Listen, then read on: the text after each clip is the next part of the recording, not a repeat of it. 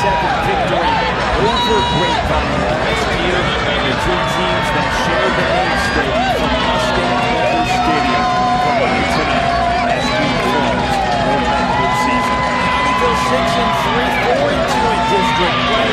They know what they'll be next week. That's the number 3 seed.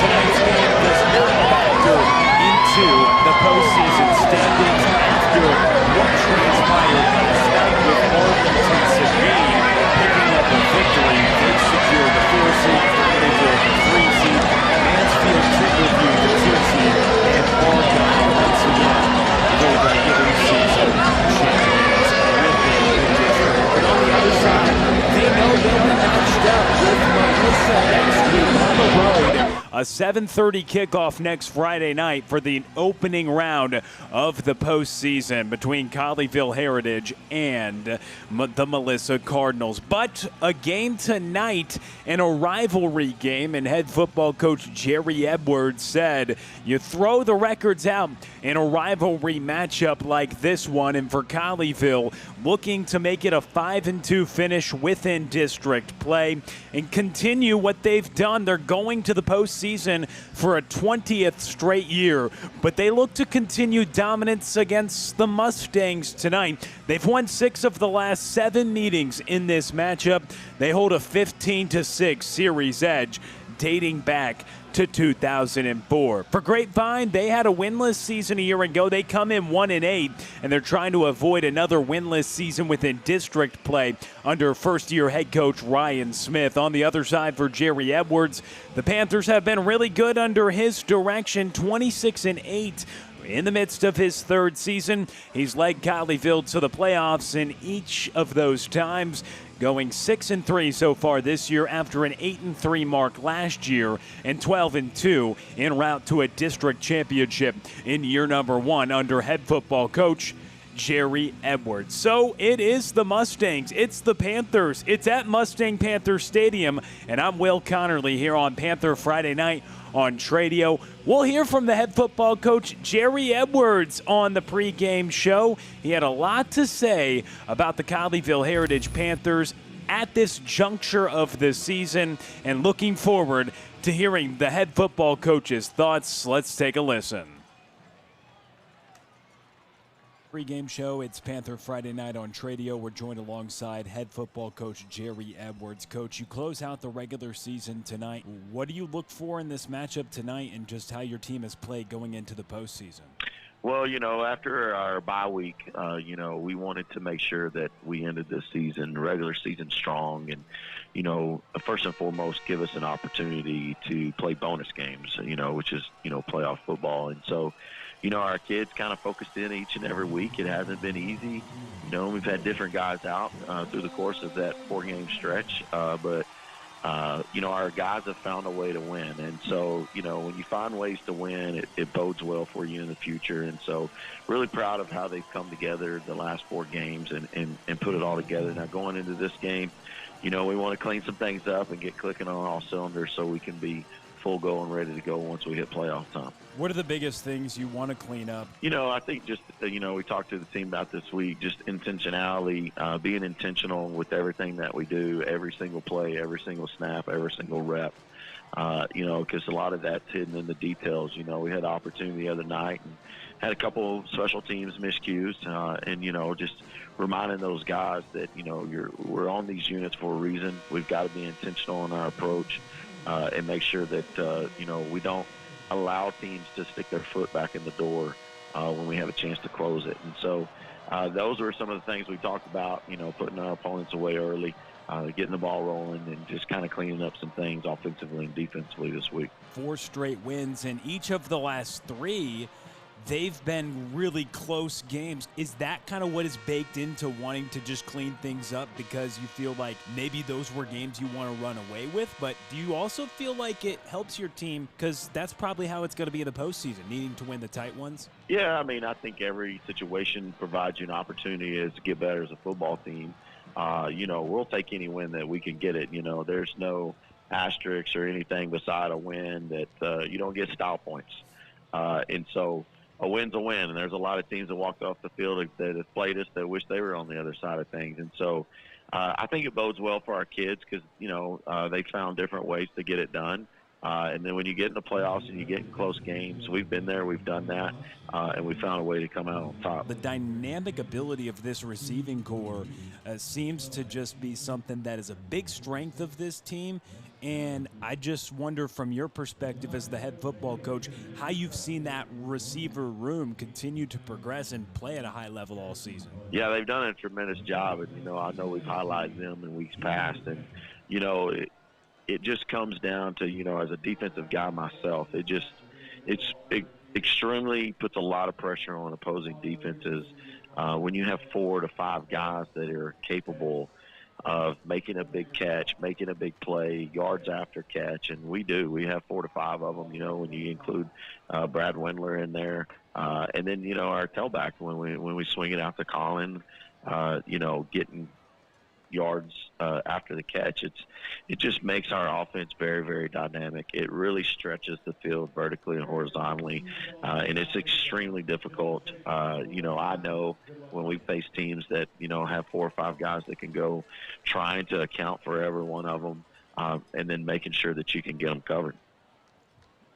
On the other side of the ball, Dax Ebison perhaps had his best game of the year. He was all over the field, 17 tackles and 4 tackles for loss, going over to play in the middle. I mean, he was just wrecking the game, and I know that's probably no surprise to you. He's had such a great career for Colleyville, and for the senior to be able to play at Mustang Panther here tonight, where so many memories have been made. Can you offer some comments just on the career you've seen from Dax Ebison? And certainly I'd love to hear your thoughts on his game against Burleson, which was just unbelievable. Yeah, thinking about it, and Dax he's a special player, has a special player. For me, I coach linebackers, and so, taking the job 3 years ago, you walk in, and Dax is a sophomore, and he's the closest thing, I would say, to a fourth son. We spent so much time together and really feed it off each other, and he's great in the field, knows what I want. And so, I was thinking about it the other day, and, he played 33 games for us at Sam linebacker since I've been here. And then his 34th game, we moved him to the middle. And he's just the type of guy that's willing to do whatever it takes for his football team to win. He had a tremendous night. He had a huge 4th down stop late in the game that really, kind of put the game away for us. But, a guy that it personifies Panther Fight Never Dies. And, colleges would be silly not to come after him. And get them on the roster just because of his mentality and how he goes about work each and every day. I've been super proud of him and what he's been able to do. Definitely the heartbeat of our defense the last 3 years. Really impressive what he's done, especially considering that people may not realize. I mean, playing in a different spot as a middle linebacker instead of outside, and he just goes out and executes, as you mentioned. I wanted to touch on the game tonight for my final question, Coach. Rivalry game. I know we talked at the beginning of this interview, things you want to focus on, cleanup, going into the playoffs. But to have a game, 2 teams that share the same stadium, it's a long-standing rivalry. What are your thoughts on just that juncture, closing out the regular season with this classic rivalry matchup? Yeah, so this is the 30th rendition of the Red Rail, and so this is my 3rd one. I know Coach Smith, it's his first, and people have been telling him, what to expect and things. But, you can throw records out the door. It doesn't matter when you play a rivalry game. Both teams, pride's on the line. And, when pride's on the line, both teams are 0-0. And so these kids have grown up together. They know each other very well. A lot of them went to the same middle schools together, played in MP football together. And so, it's a fun game. It's a true rivalry game. It's a lot of fun. Tonight it'll be we're enemies, but tomorrow morning we'll be back as one community, Grapevine, Colleyville, and it's a fun one. Engling caught at the 17-yard line and brought out across the 30 on the return. So Colleyville starting with the ball in the 30th rendition of the Red Rail rivalry. Colleyville has overwhelmed. They've been dominant as of late in this matchup. Grapevine 0-7 in district play, looking to finish Ryan Smith's first year as a head coach with a district victory. Jerry Edwards and Colleyville, they know their playoff matchup, but they want to finish here at MP and their final regular season game on a high note. Yes, very excited for this rivalry matchup. I've heard a lot about the rivalry as an outsider, but now it's awesome to be a part of it. So really excited for tonight. In a big stage, it's freshman quarterback Lane Vargas getting the reins. He's in the shotgun. No Bodie Weaver tonight, and a flag comes in on the first play. False start against Colleyville. So a freshman quarterback, big stage. You know it's going to be big for him. Let's touch on it for a moment. Speaking with head football coach Jerry Edwards off air, he mentioned it was going to be a game-time decision for Bodie Weaver. Got a little bit banged up at the tail end of last week's game, but more of a precautionary thing for the Panthers and Bodie Weaver sitting this game out and getting ready for the postseason next week. But it's Lane Vargas, the freshman quarterback, takes a shot toward the sideline, and it's broken up. Solid play made in the secondary. Lano Randolph was there in the coverage. It was single coverage to Lucas Sunwall, and that's incomplete. But freshman quarterback, bright lights, Tremel Jeffers, Lane Vargas, a lot of promise. They called him up midway through this year to be the backup quarterback, and he has an opportunity tonight. Yeah, a lot of promise for this young quarterback. You get to see what the future is going to look like, and you just saw it on that last play there as he dropped the ball right in the bucket in the breadbasket, but it was incomplete as the defensive back knocked it out. Vargas to sling it again, and it's caught at the 40-yard line. Trevi Prycia on the reception. Prycia been so good this year, his 27th catch, and that sets up a third and manageable after they were behind the sticks on the false start on the first play from scrimmage.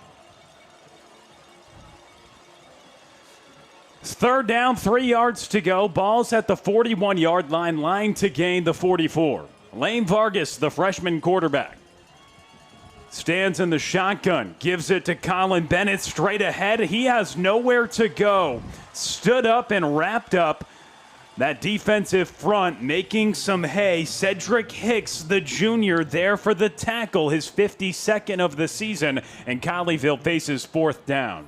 Honestly, I would go for it. Colleyville has been aggressive this season at times, but here they're going to go with the punt team. I mean, you really have nothing to lose. You have your playoff spot secure. You're the number 3 seed no matter what, and it's a rivalry game. Why not just go for it? But on 4th and 3 from their own 41 on the opening drive, they opt to punt. Luke Stewart back to receive this Landon Dressel punt. It hits down at the 30-yard line and trickles right around the 31 where Colleyville can down it. So Grapevine getting the football. They force a 3 and out on the opening drive for Lane Vargas. Big stage for a true freshman.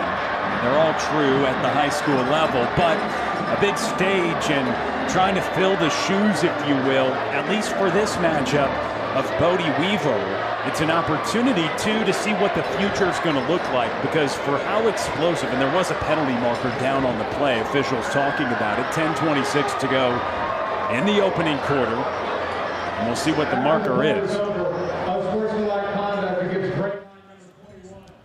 Wow, so Grapevine called for an unsportsmanlike conduct. Lano Randolph tagged with that, the senior defensive back who was in that single coverage against Lucas Sunwall on the first play of the game. But that will back Grapevine up. They're penalized half the distance to the goal, so they'll start at their own 16-yard line. And it's a direct snap to the quarterback, and he breaks through a few tackles before he's eventually wrapped up, and that's Hayden West. Good to see him back in action, and he's able to make the tackle on the quarterback. But it is a decent gain on the QB keeper by Jalen Holmes. Yes, great to have Hayden West back. The defense missed him last week. It's good to see him back into the lineup and making a play early, and to get him back in time for the playoffs next week. Second down, man out in motion. Jalen Holmes gets it and throws it on the outside. It's a first down for the Mustangs. A connection there to Luke Stewart, and the senior wide receiver is able to bring it forward and move the chains for Grapevine.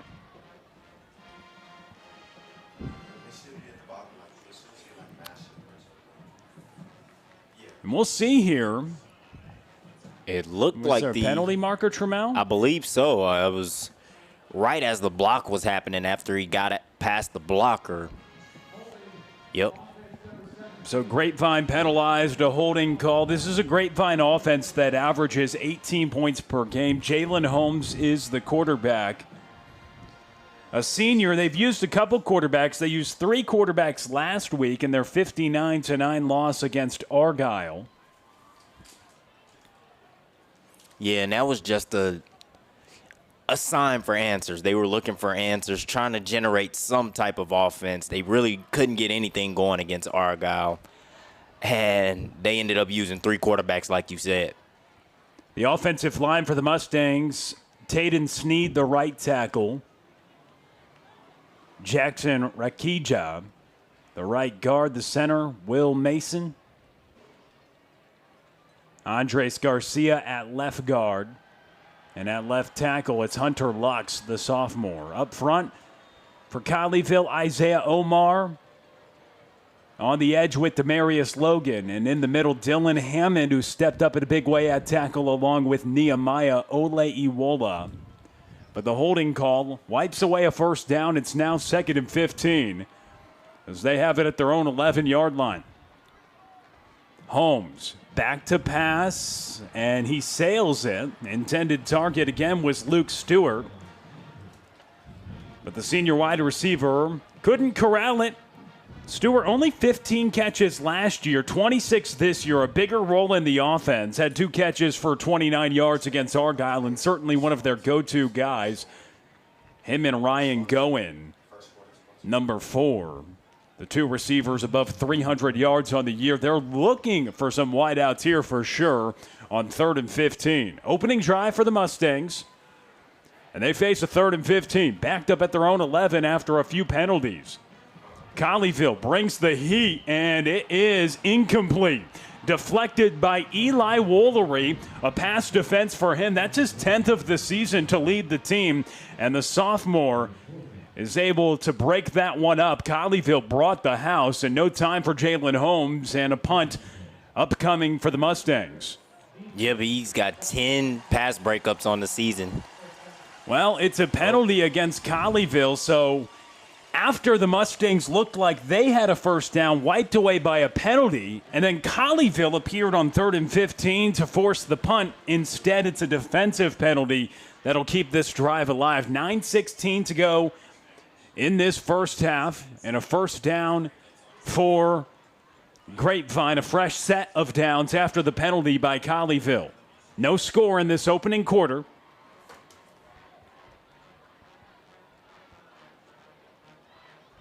A new quarterback into the ball game. He's going to pass it over to the far side. Looking for go-in. It's incomplete. That's the senior Ty Johnson.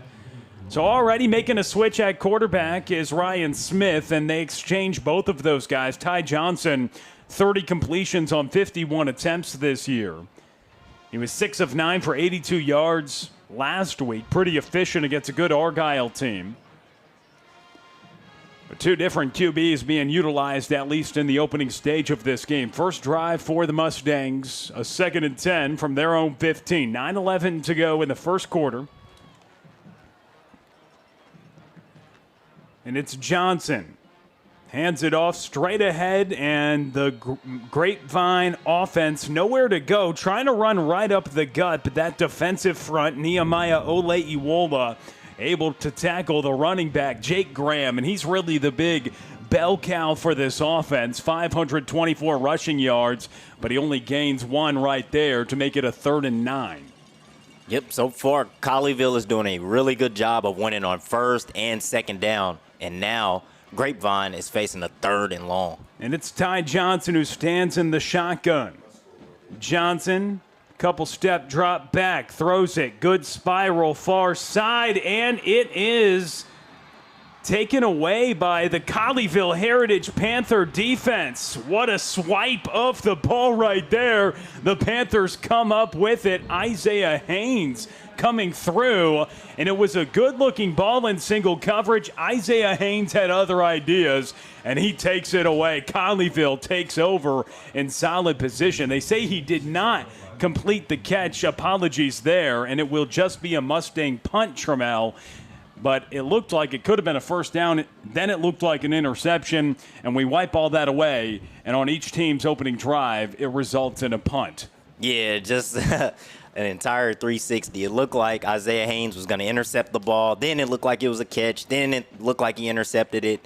And then they call it incomplete. But a nice stop by Colleyville on that 3rd and long. And a booming punt for Jalen Holmes. He punted it just a yard beyond the goal line, and it goes all the way down to the 39-yard line. So he's able to flip the field. Colleyville gets the stop. Mustangs did get a first down. It was via penalty. Looked like they had a first down. It was wiped away on a holding call. Then on a 3rd and 15, they did get the first down via penalty against the Panthers for early contact. But ultimately they punt on Isaiah Haynes making a good play defensively to give the Panthers the ball and force the punt. But Jalen Holmes made it a good one, and the Panthers' second drive starts from the 33-yard line. Freshman quarterback Lane Vargas, he rolls out of the pocket, and he hits Trevi Prycia. Prycia picks up a couple on the far side.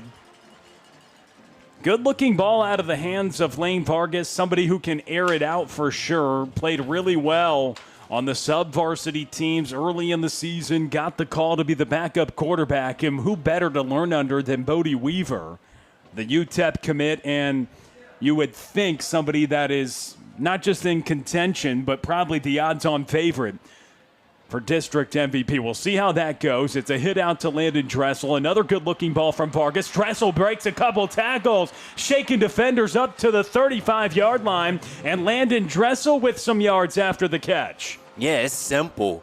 Grapevine is playing off coverage, so Vargas is going to get the ball out of his hand quick. He's going to throw that short pass, and he's going to let his receivers do the rest of the work as they pick up those yards after the catch. Interesting formation here for Colleyville. Everybody lined up on the left side. One on the line of scrimmage. What are they going to do here, Trammell? And it's Lane Vargas who takes it himself. And he rushes to the outside. No gain on the play. Flag flies in the backfield. Have not seen that formation, Trammell. Not even sure what you call that. Only the center was lined up at the line of scrimmage in between the hashes. Everybody else out to the boundary. And one receiver up to the far side. It ends up being a keeper. A keeper where there's no blockers. It's Lane Vargas trying to take advantage of it. Yeah. And Colleyville called for the holding call. But it's an offsetting penalty on either side. Yeah, not a big fan of that formation. I've seen it one time in the NFL. The Indianapolis Colts ran it, I believe, back in 2015. They did it against the New England Patriots, and they ended up losing like 4 yards, and they did it on 4th down. So I don't think that formation is a working formation. We'll see if they pull it out again. 5 up front now for Colleyville. Lane Vargas with Colin Bennett standing right next to him. Bennett rush up the middle. Initial contact there by Tatum Evans. Very experienced guy for them. And Chandler Sampson loses his lid. He'll have to come off for a play. So DeMarshe Logan inserted at the guard spot on the right side. But Colin Bennett had nowhere to go. Play blown up by Tatum Evans. He's a 6'2", 215-pound senior. Had 5 tackles against Argyle last week. And 66 tackles this season. Brings a lot of pressure off the edge and can stop the run. Did it right there. 2nd and 10. Football at the 35-yard line. Vargas hit over the middle, and another good-looking ball out of the freshman's hands. It's for another first down. Trevi Prycia's 3rd catch in the opening quarter. He throws that ball so quick, and he's so accurate. And you can tell that he's been the understudy to Bodie Weaver. They have some certain similarities in their game. whether it's scrambling and throwing on the run, their athleticism running the football. We haven't seen a lot of Vargas with the design runs yet, but I think it's coming later on in the game. Vargas gathers the snap, looks end zone. It's caught. Touchdown, Panthers. Right on the money to the back shoulder, and Connor Supacchese finds the end zone, his 10th of the season, and the Panthers take a 6-0 lead. 5:50 to go in the opening quarter, and the first varsity touchdown pass for Lane Vargas. Lane Vargas, welcome to high school football on the varsity level. He got his first touchdown of his very young career, and that's the play that Bodie Weaver makes every single week. It didn't look like there was a different quarterback in the game. And Dax Hebison going for 2. He has stood up. Mustangs were not fooled. Colleyville had that on tape last week with Dax Hebison going for 2 on the opening touchdown drive, and Luke Hecht is able to make the tackle on Dax Hebison, somebody they've used a little bit in the red zone. The Lane Vargas goes to Connor Supacchese. Connor Supacchese, doesn't matter who's throwing him the ball, he's making plays. Single coverage there. Vargas throws it up to him. That's a good commodity to have in the senior wide receiver. 36 catches on the year, 10 have been touchdowns for number 8. And it's a 6-0 lead for the Panthers with 5:50 to go in the opening quarter of action here from Mustang Panther Stadium in the 30th edition of the Red Rail rivalry. Colleyville at 6-3 on the year. Trying to finish out district play 5-2. And also be on a nice streak heading into district play as well is the hope for the Colleyville Heritage Panthers. Going into the bye week, Trammell, Colleyville had lost back-to-back games, but they're on a 4-game win streak now. Playing well out of the bye, they beat Everman, then prevailed over Seguin in overtime, which proved to be a big result. Then Mansfield Summit as well, they pulled that one out, and they hold on against Burleson last week. Brought out at the 5-yard line on the ensuing kickoff, and it's a big return across the 35-yard line. Grapevine in quality field position there, and an outstanding return by Luke Stewart. Yeah, back to what you were saying about Colleyville losing back-to-back games before going into the bye week. After the bye week, they really buckled down. They made adjustments, and they really worked on some key things, and it shows up in the fourth quarter against Seguin, against Summit. They've closed out those games that they weren't closing out in the fourth quarter against Red Oak and against Argyle and against Timberview. That's the difference. Jalen Holmes gives the handoff. Trying to bounce it to the outside is the running back in Jake Graham. Graham getting over 4 yards a carry on the season, but Colleyville able to seal off that edge and eliminate any gain there. Perhaps a loss of a few inches right at the line of back. And it's another handoff right up the gut. Nothing doing. Colleyville's defense standing strong, and Isaiah Omar is in there to make the tackle. They tried to give it off to the wide receiver. And that time, Colleyville's defensive line holds up, and they are stout against the run once again as he runs right into a brick wall. That was Cooper Towery on the carry, and now a 3rd and 10. Colleyville jumped off sides, free play, shot down the field. It's incomplete. But on the free opportunity, it's going to be Grapevine getting 15 yards because in coverage, Eli Woolery had early contact on the play down the field looking for Luke Stewart on the sideline. Wise decision by Jalen Holmes to throw it up after he got Colleyville to jump off sides. Yeah, and that's what Colleyville does on offense almost every week. They do a very good job of taking advantage of the free play. That time, Grapevine takes a page out of their book.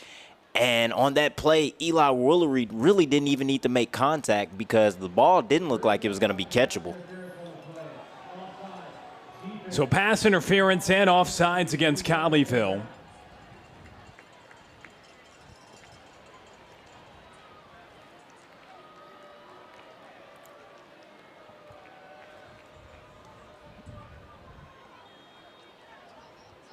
And they have it marked now as 3rd down and 5. Did they pick up the pass interference call? I think that's what happened because I didn't think that pass was catchable. So they must have picked up the flag, but still giving them 5 yards. And Holmes keeps it himself. Has a lane to run. He's up to the 50-yard line. A pickup of 10 yards down to Colleyville's 49.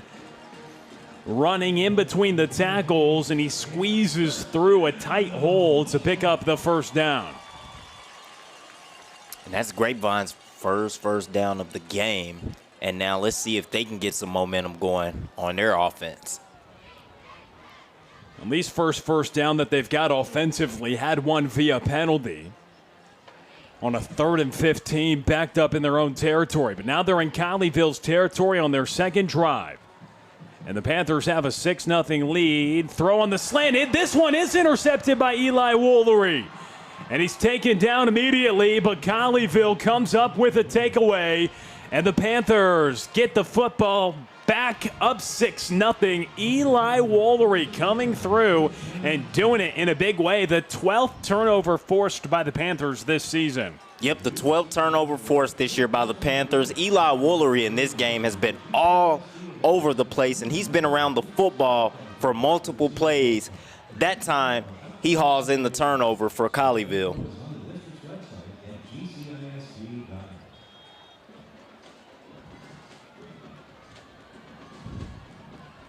So Eli Woolery coming through with his first interception on the attempted slant over the middle. Now Vargas, quick hit, wide open. It's Connor Supacasey down the sideline. Touchdown, Panthers. Connor Supacasey goes to the house. A 54-yard touchdown pass. Lane Vargas looking good. That one was easy as Connor Supacasey was wide open. He goes for 56 yards. Touchdown number 2 of the night and 11 of the season. Too easy. It had to be a busted coverage there on that play. Connor Supacasey was just wide open in the secondary, and he pretty much goes untouched in the end zone for that 54-yard touchdown. Lane Vargas and Connor Supacasey connect, and they're showing you, hey, this future of this Panthers offense is going to be amazing. PAT try for Landon Dressel. It's up and good. Now 33 of 34 on point after tries this season, in Colleyville has a 13-0 lead, 3.5 to go in the first quarter.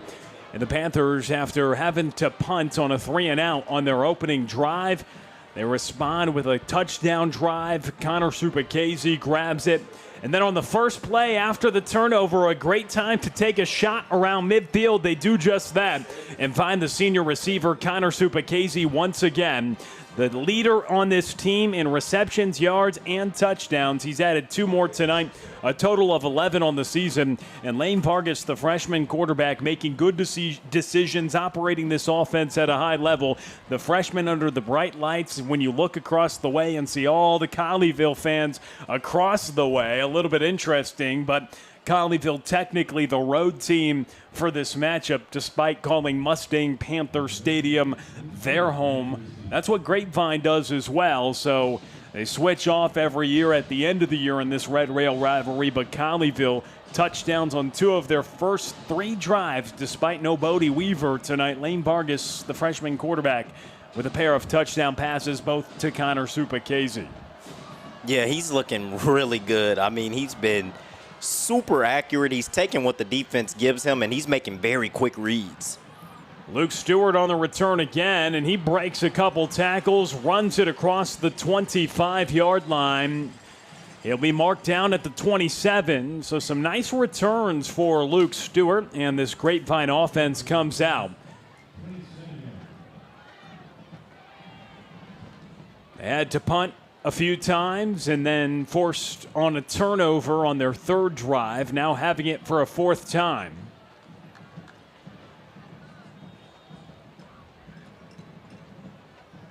Or check that. Colleyville started with the football. They punted, Grapevine punted, Colleyville scored. Then Grapevine turned it over. So third drive for the Mustangs. And they start at their own 27-yard line. Looking for a hole through the right side, and that's tough running. Right up that right side. He runs off the right guard. And it's a nice gain on the ground for the Mustangs. Handing it off to their main back. Jalen Holmes, the quarterback.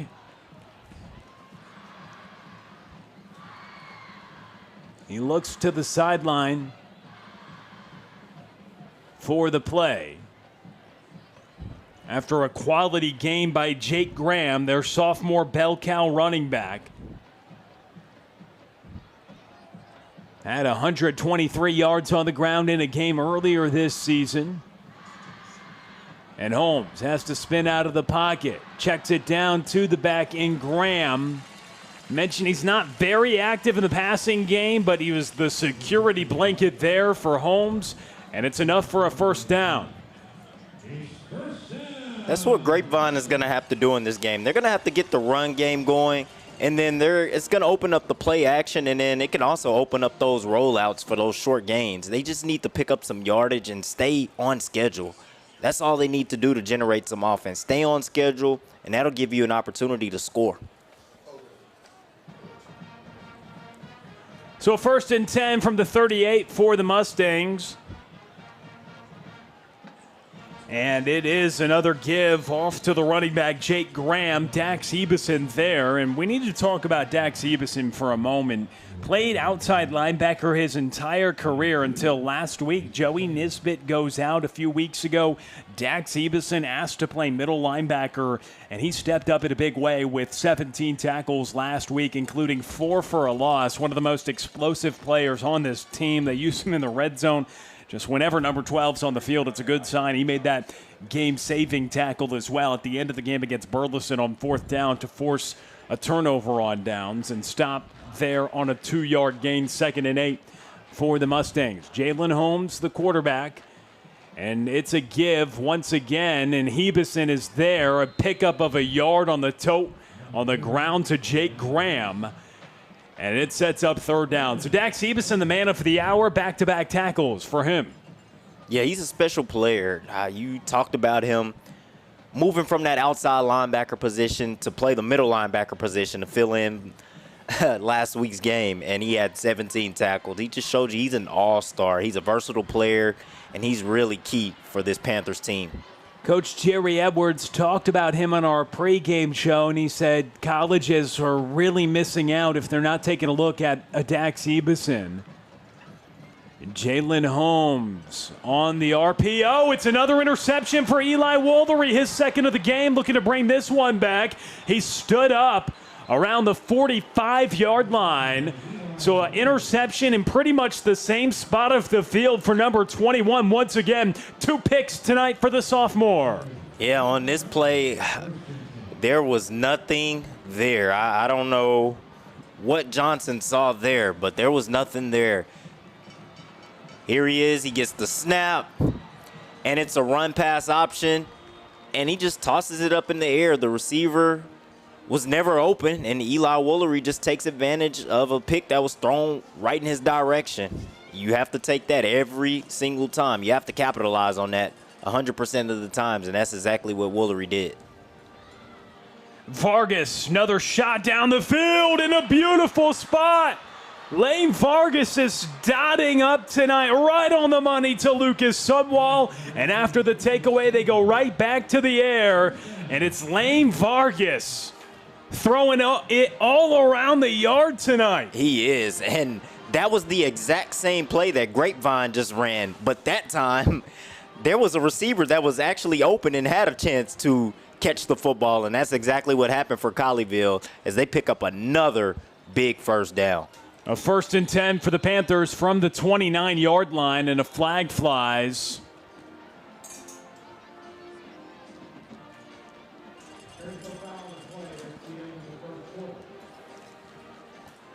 Well, no, instead it's just the end of the quarter. So Colleyville leading 13-0, and they're knocking on the door of the red zone. They'll have a 1st and 10 inside the 30-yard line when we come back for quarter number 2. You're watching Panther Friday night on Tradio. American Power.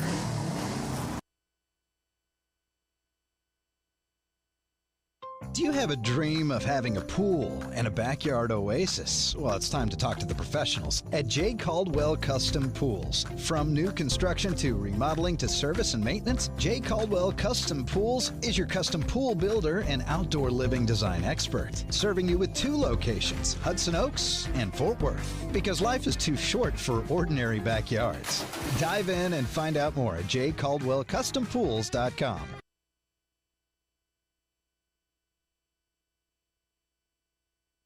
Do you know what makes a biscuit? We're back with you on Panther Friday night on Tradio. Lane Vargas, the quarterback, dropping to pass again, and another one right on the money. Touchdown, Panthers. Lane Vargas on the first play of the second quarter goes to Lucas Sunwall for 29 yards, and the freshman is wheeling and dealing tonight. He finds Lucas Sunwall, the sophomore receiver, and he finds 6 for the 8th time this year. This is the future of the Panthers right here. Lane Vargas to Lucas Sunwall right down the right sideline. You are going to see this for the next 2 years on this Panthers offense. I am excited to see what these two will become in the future. The PAT is converted. Lane Vargas lighting it up at Mustang Panther Stadium tonight. Wow. Bright lights, rivalry game thrown into the mix.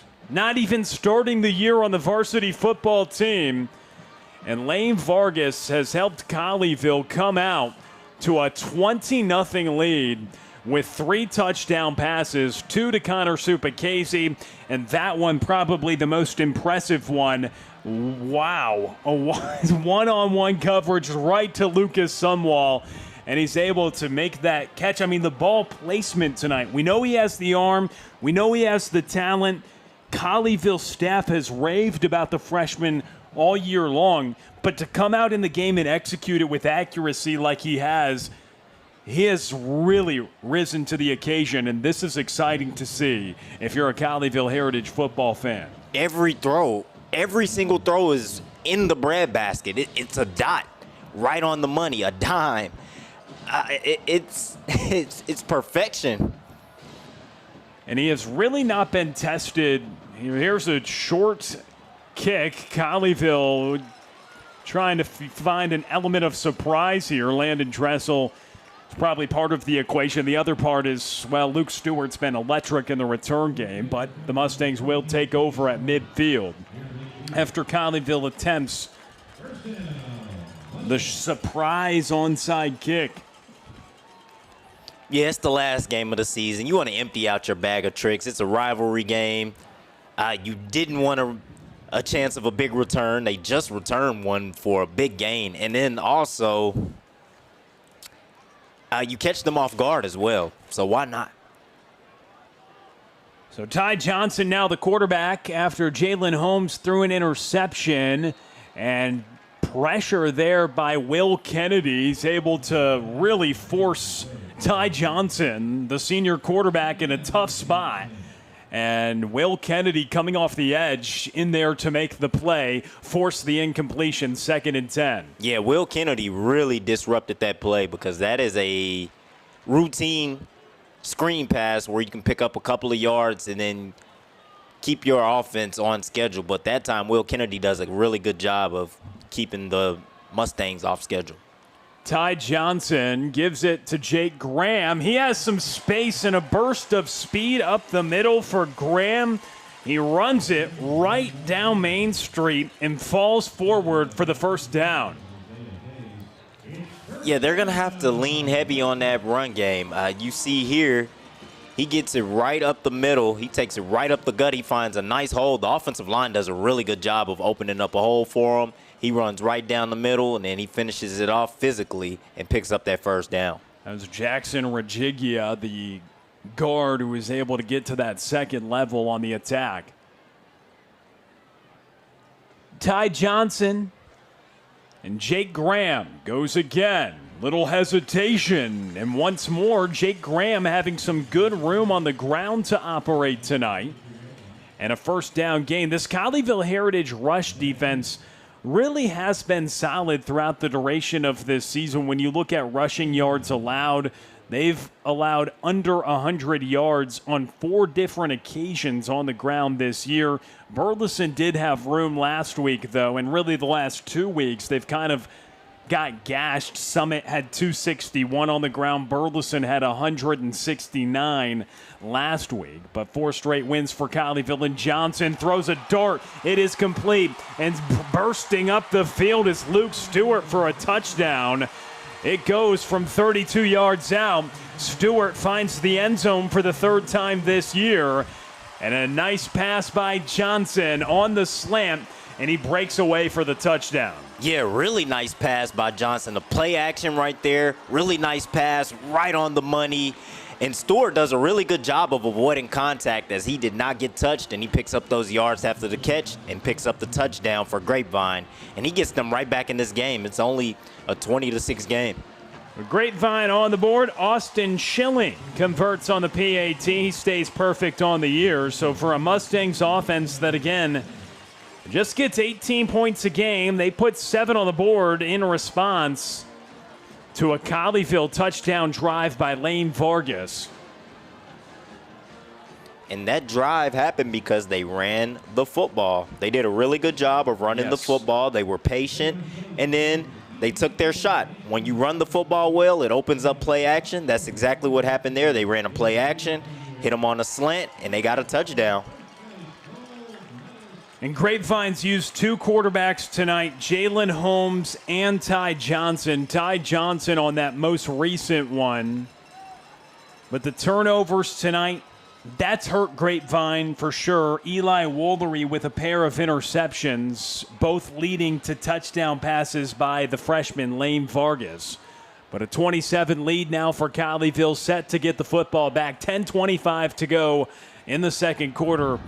And the freshman with his first start of his career. Really first time he's really playing. He got in some garbage time a few weeks ago against Everman. But other than that, he really hasn't played. He played a couple plays last week. One play when there was some blood. Bodie Weaver had to come out. And then the last play of the game when he just handed it off. And Colin Bennett got the necessary yardage in a weird ending to that 2-point win over Burleson. And it's the Mustangs on solid kickoff return coverage. Coming down is Johnson to make the tackle on Lucas Sunwall back there to return. Colleyville has had to try to move some pieces. Connor Supacasey, Lucas Sunwall, athletes back there with no Gerard Wiley in the return mix anymore, out due to injury. But Colleyville still has it around their own 24-yard line, where they mark him just shy of the 25. 27 the lead. Lane Vargas, we'll get to see him operate again. Yeah, he's exciting. Oh, man. Every time he's on the field, you have a chance to score. And Vargas gives it off to Colin Bennett, but movement up front by Colleyville. Going to get called for a false start. They'll back up 5 yards.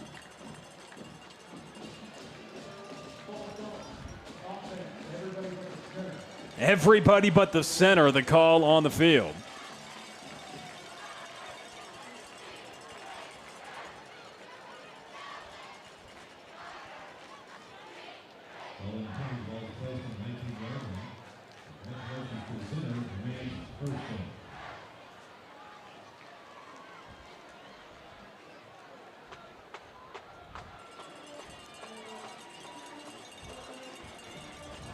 First and 15 for Colleyville at their own 12-yard line. Vargas steps up in the pocket, and he has a burst of speed.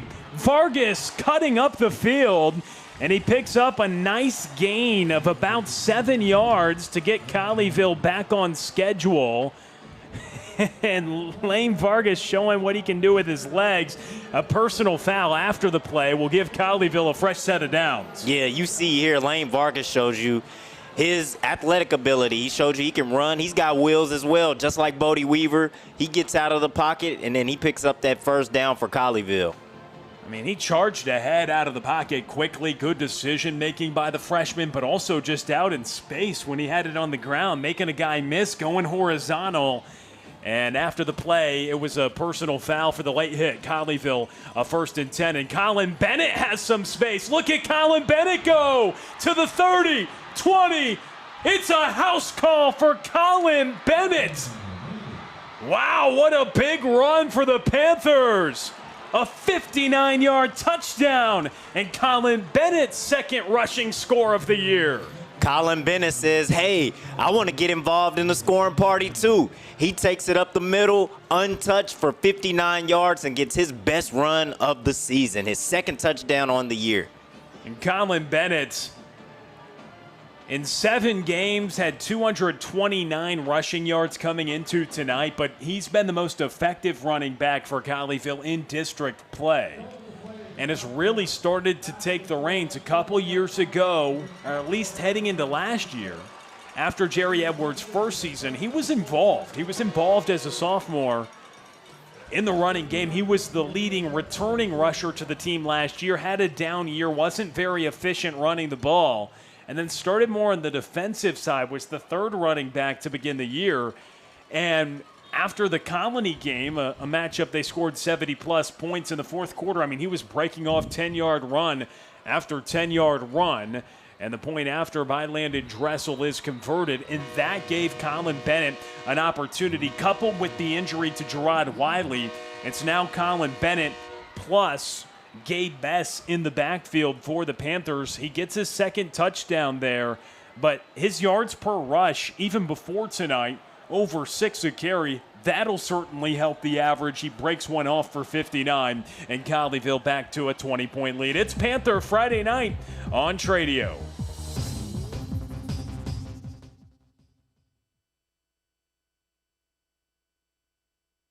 Compass Church is for you. Join us each week to experience great music, a message that applies to your everyday life, as well as programming for your kids and students to engage on their level. Learn more at compass.church.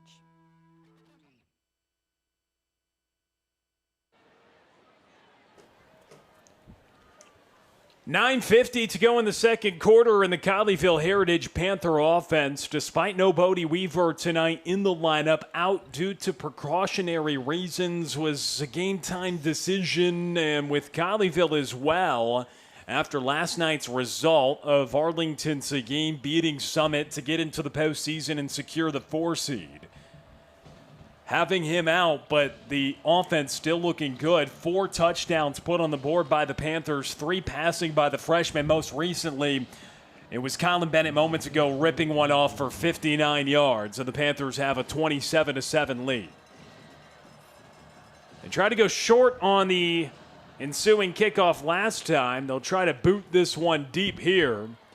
And it's caught at the 29-yard line. Brought out by Lano Randolph. And Randolph, he is still fighting through tackles before eventually wrestled down. It took about 7 Panthers, everybody on the field, to try to bring Randolph down. And he eventually gets wrapped up. 9:37 on the clock in the second quarter, and Colleyville enjoying a 27-7 lead in the 30th edition of this Red Rail rivalry, which has been dominated by the Panthers in recent memory. Colleyville won this game 36-7 a year ago. They have a 15-6 series edge dating back to 2004. And again, going into tonight, there was the potential of Colleyville having an opportunity to be a team that would maybe get the 2 seed, but they needed Summit to get a win for that to be an opportunity. Mansfield Summit loses in a thriller to Arlington Seguin, which was essentially a playoff game, a winner-go-home matchup as the Mustangs give a handoff to Jake Graham. He stopped at the line of scrimmage. And a good night for this Panther defense. Eli Woolery, somebody to talk about certainly. Isaiah Haynes playing good in the secondary. You get Hayden West back as well. Obviously, this secondary has been the weak spot of this team at times defensively. But getting healthy and getting a Division I commit, or at least was a Division I commit in Hayden West, He was a pledge to UTSA, but recently on social media, he announced that he reopened his recruiting process.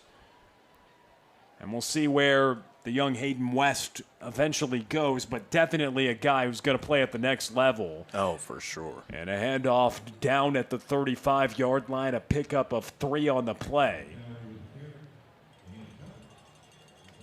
And that sets up a 3rd down.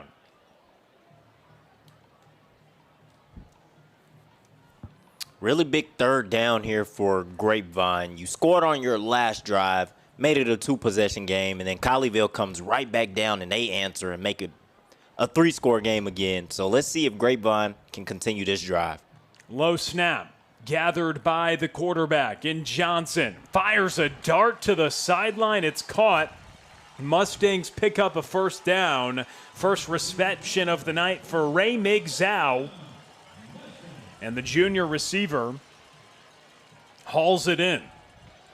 Yeah, again here's Johnson. He rolls out, and then he just throws it.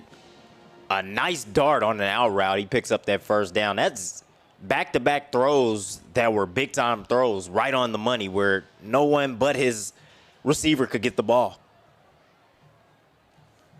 1st and 10 from the 44-yard line. A handoff to Jake Graham.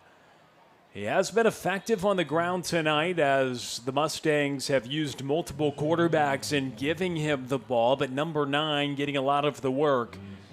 He had 17 carries last week against Argyle in a game they lost 59-9. Very lopsided in that affair. Grapevine has had some close games in district play despite not winning a game yet within 3-5A D2.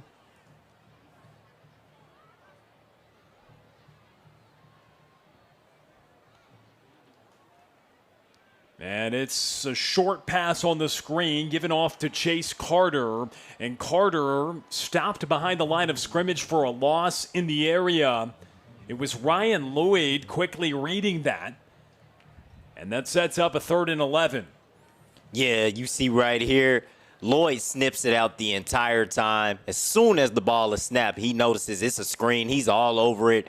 And he just stuffs him right there, basically at the line of scrimmage. And the Panthers lose a yard on that screen pass. 3rd and 11. Yes, Lloyd was in the area. It was actually Dax Hebeson who makes that tackle. No surprise, as Colleyville brings all the pressure in the world, but it's still complete across midfield. Ty Johnson paid a price for it, but he connects with Luke Stewart, and it sets up a 4th and short.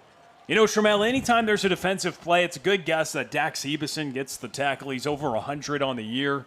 But Ryan Lloyd definitely did a good job holding his block on that play. Yeah, he did. He did a really good job. And here Johnson delivers another strike, and that was a big one because it was 3rd and long. But they still have a couple of more yards to go. This is a key 4th down. Under 6 to go in the 2nd quarter. Mustangs going to go for it. Direct snap to the running back, and Jake Graham. Colleyville stops it, and they'll turn Mustangs over on downs. But a flag flew in the backfield before the play. We'll see what the marker is. And it is against Colleyville, so that'll extend the drive and give Grapevine an automatic 1st down. They were facing a 4th and short, but a fresh set of downs here. Yeah, that's another 3rd, 4th down stop where Colleyville gets penalized and they award the Mustangs with another 1st down. So not really making Grapevine earn their offensive 1st downs. You're pretty much gifting it to them. They have to change that. Jalen Holmes now the quarterback, Jake Graham the running back, and he cuts against the grain. It's given out to the far sideline, a little trickeration on the misdirection, and Luke Stewart ends up with the pigskin. He's tackled beyond the numbers on the far sideline, a pickup of a couple on the play. Grapevine trying to get creative with multiple in the backfield. They give it off to Stewart. Yeah, they're just trying to find ways to get Stewart the ball. He's made some big plays in this game so far. Why not get him out there in the run game and see what he can do with some trickery? But that time it just didn't work. Colleyville was ready for it. Holmes gives it off to Graham, wraps around the tackle, and then eventually pulled down from behind. Like Nehemiah Olei-Iwola was able to just wrap up there as he tried to scoot around the edge and make the tackle on Jake Graham, the sophomore running back.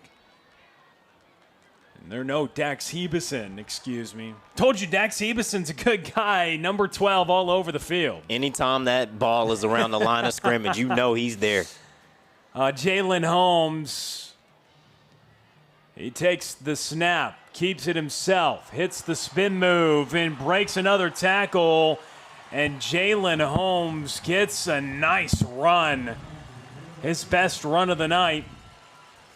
Really nice run by Jalen Holmes because it looked like he was going to get stopped short and it was going to be 4th down. Look at him right here. He bounces and he avoids a tackle. Then he makes another juke move, and then that time he puts the spin move on and he picks up that 1st down. Really good play by Jalen Holmes. So that picks up the first. Under 4 to go in this second quarter. In a big, big spot for Grapevine. They'll have the ball to start the third quarter, looking for a score to end the first half. And straight ahead, fighting for extra yards, Mustangs now into the red zone as they give it off to Jake Graham once again. Graham has had one game north of 100 yards on the year, mentioned 7 rushing touchdowns, gets about 65 rushing yards a game. The sophomore with a very bright future goes once again ahead to the second level and a 1st down. It's Jake Graham doing a lot of the work on the ground on this drive. He and Jalen Holmes on the tandem for the Panthers. So fresh set of downs or tandem for the Mustangs here at Mustang Panther Stadium. And the Red Rail rivalry, but it is the Mustangs right now in the red zone with 2.5 to go in the second quarter. They're working the clock, trying to score and not leave Colleyville much time. They haven't needed much time to score tonight. Already 4 touchdowns on the board. Holmes acted like he was going to option it back. Instead, runs it into the end zone from 12 yards out. Jalen Holmes, the quarterback, made a couple nice runs on that drive, and one right there makes it a 27-13 game pending the point after. Yeah, Jalen Holmes did a really good job of conducting that drive. It was a mixture of runs with Holmes and with the running backs that really dominated this drive. As you see here, he fakes like he's going to do an option. Then he just takes it right up the middle and doesn't get touched. And he puts the he puts the Mustangs back on the scoreboard, and now it's just a 2-possession game. Austin Schilling splits the sticks for the point after. And a 2-possession game. Colleyville does have 2:18 to go in the first half and 3 timeouts. So an opportunity to see the freshman operate in the 2-minute offense, Trammell. Yeah, let's see what he's made of. He's seen Bodie Weaver do it plenty of times. So let's see what he has under his sleeve. When we come back on Panther Friday Night on Tradio.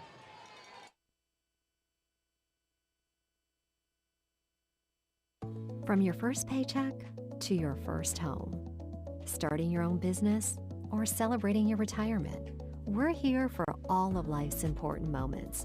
At Simmons Bank, our modern banking solutions make managing your finances effortless and efficient, so you can focus on what matters most. Simmons Bank, proud supporter of the moments that matter. SimmonsBank.com, member FDIC, equal housing lender, all accounts subject to approval.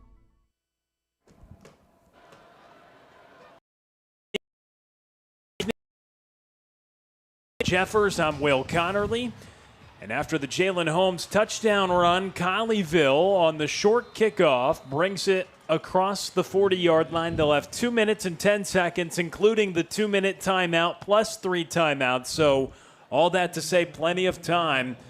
And we'll get to see the freshman quarterback who has been as efficient as you could expect, or as you could hope, any freshman would be in his varsity starting debut.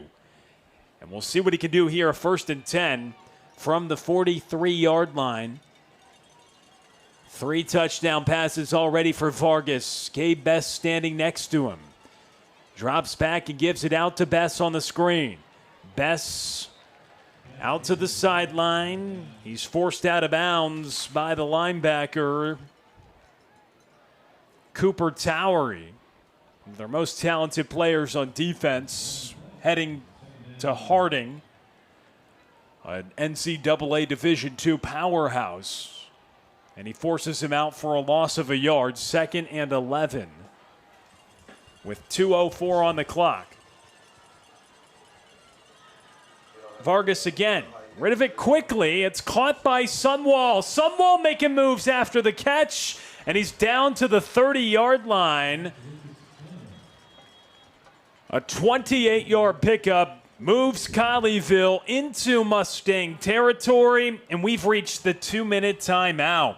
That time, Colleyville just wanted something short, and they were looking to pick up that first down, and that's exactly what they do, but they get a lot more as Lucas Sunwall breaks out of the tackle. Then he cuts right back into the middle and picks up an extra 10 to 15 yards, a big chunk of yardage for the Panthers. And on a short pass like that, getting rid of the ball so quickly is what Lane Vargas is doing. Again, the physical skills are there, and that should excite you alone as a freshman.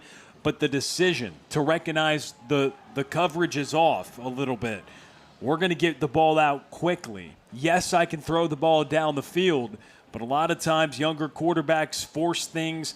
He's not doing that tonight. Taking what the defense is giving him, and why wouldn't you when you have a Lucas Sunwall, a Connor Supacasey, a Trevi Price, a Landon Dressel, who have all caught balls tonight. He's spreading the wealth, using the big 4 wideouts, and Lucas Sunwall, big yards after the catch. There's been a lot of yards after the catch tonight by these wide receivers, but a simple curl that turns into a 30-yard gain.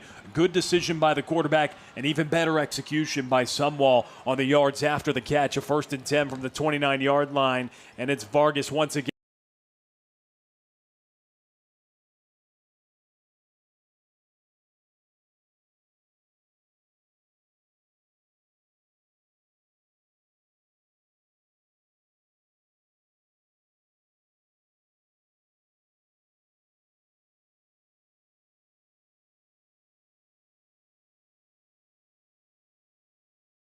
Looking because they get the ball to start the 3rd quarter. Meanwhile, the Panthers looking to extend this lead to a 3-score advantage going into the locker room. Critical play upcoming. 3rd down and 9 from the 28-yard line. Lane Vargas, the quarterback. Gabe Best, the running back, standing to his left. Vargas takes the snap. 3-step drop. Pressure comes, and he's put down. Big sack made. Luke Gormley comes in and makes the sack. The team's leading tackler, who comes up with his first of the night, and a massive sack to drop Colleyville back for a loss. Yeah, that time it was single high. It was a single high safety. Vargas was just waiting on that play to develop, but he couldn't get the ball out of his hands as they sent Gormley on a blitz, and he gets home.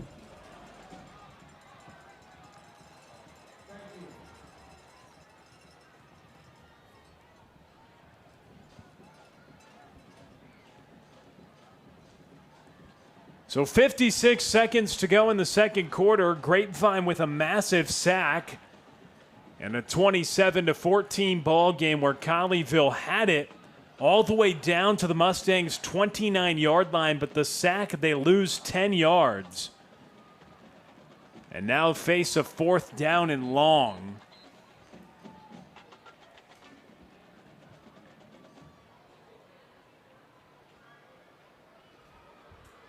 Yeah, you're pretty much in no man's land. You're not going to go for a field goal. Dressel comes out to punt. Yeah, you might as well punt the ball and make them work the length of the field with 56 seconds left. Well, it'll be less time once they get the punt off. So Dressel trying to pin the Mustangs deep He's off the punt. It's a high snap on the punt. Goes back to grab it.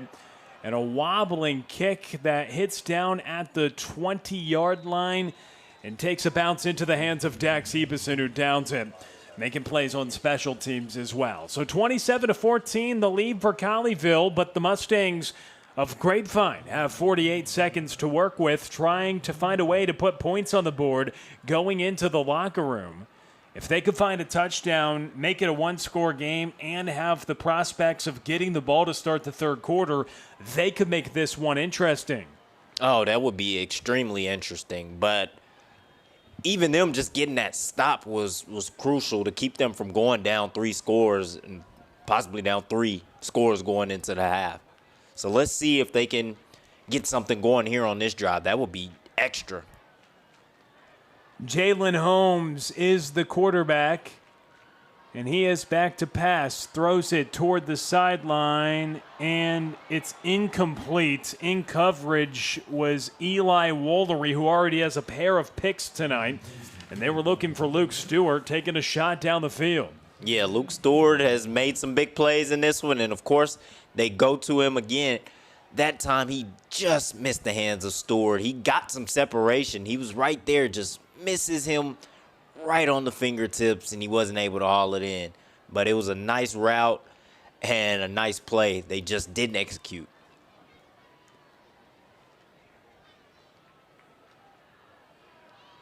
So they'll hand off to Graham here, and he bowls ahead. It gets down to the 28-yard line, so a pickup of about 7, but the clock continues to tick. 28 seconds left in the first half. And Grapevine will use their second timeout. They used 1 on the sack and 1 there.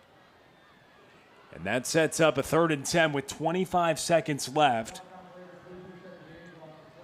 So they opt for the run there. Makes sense. You're backed up. You don't want a quick incompletion and then on the other side be in jeopardy of giving Colleyville the ball back. So you run, you bleed some of the clock, you set yourself up in a position where if you can move the chains, use the sideline, and go quick, could you put yourself in a position to kick a field goal? Their kicker has a massive leg. Austin Schilling has hit from 47 yards this year, so Grapevine could have an opportunity, but they still have plenty of yards to get, and they have to worry about down and distance. 3rd and 4 is the situation for Grapevine. 28 seconds left, and a packed house here at Mustang Panther Stadium for the Red Rail rivalry. Tail end of the first half, and it's a 3rd and 4 for Jalen Holmes, who brings a man in motion. Holmes, RPO, and it's incomplete. Looking for Ray McZow. It's high. And no connection there, and Colleyville comes up to force the incompletion.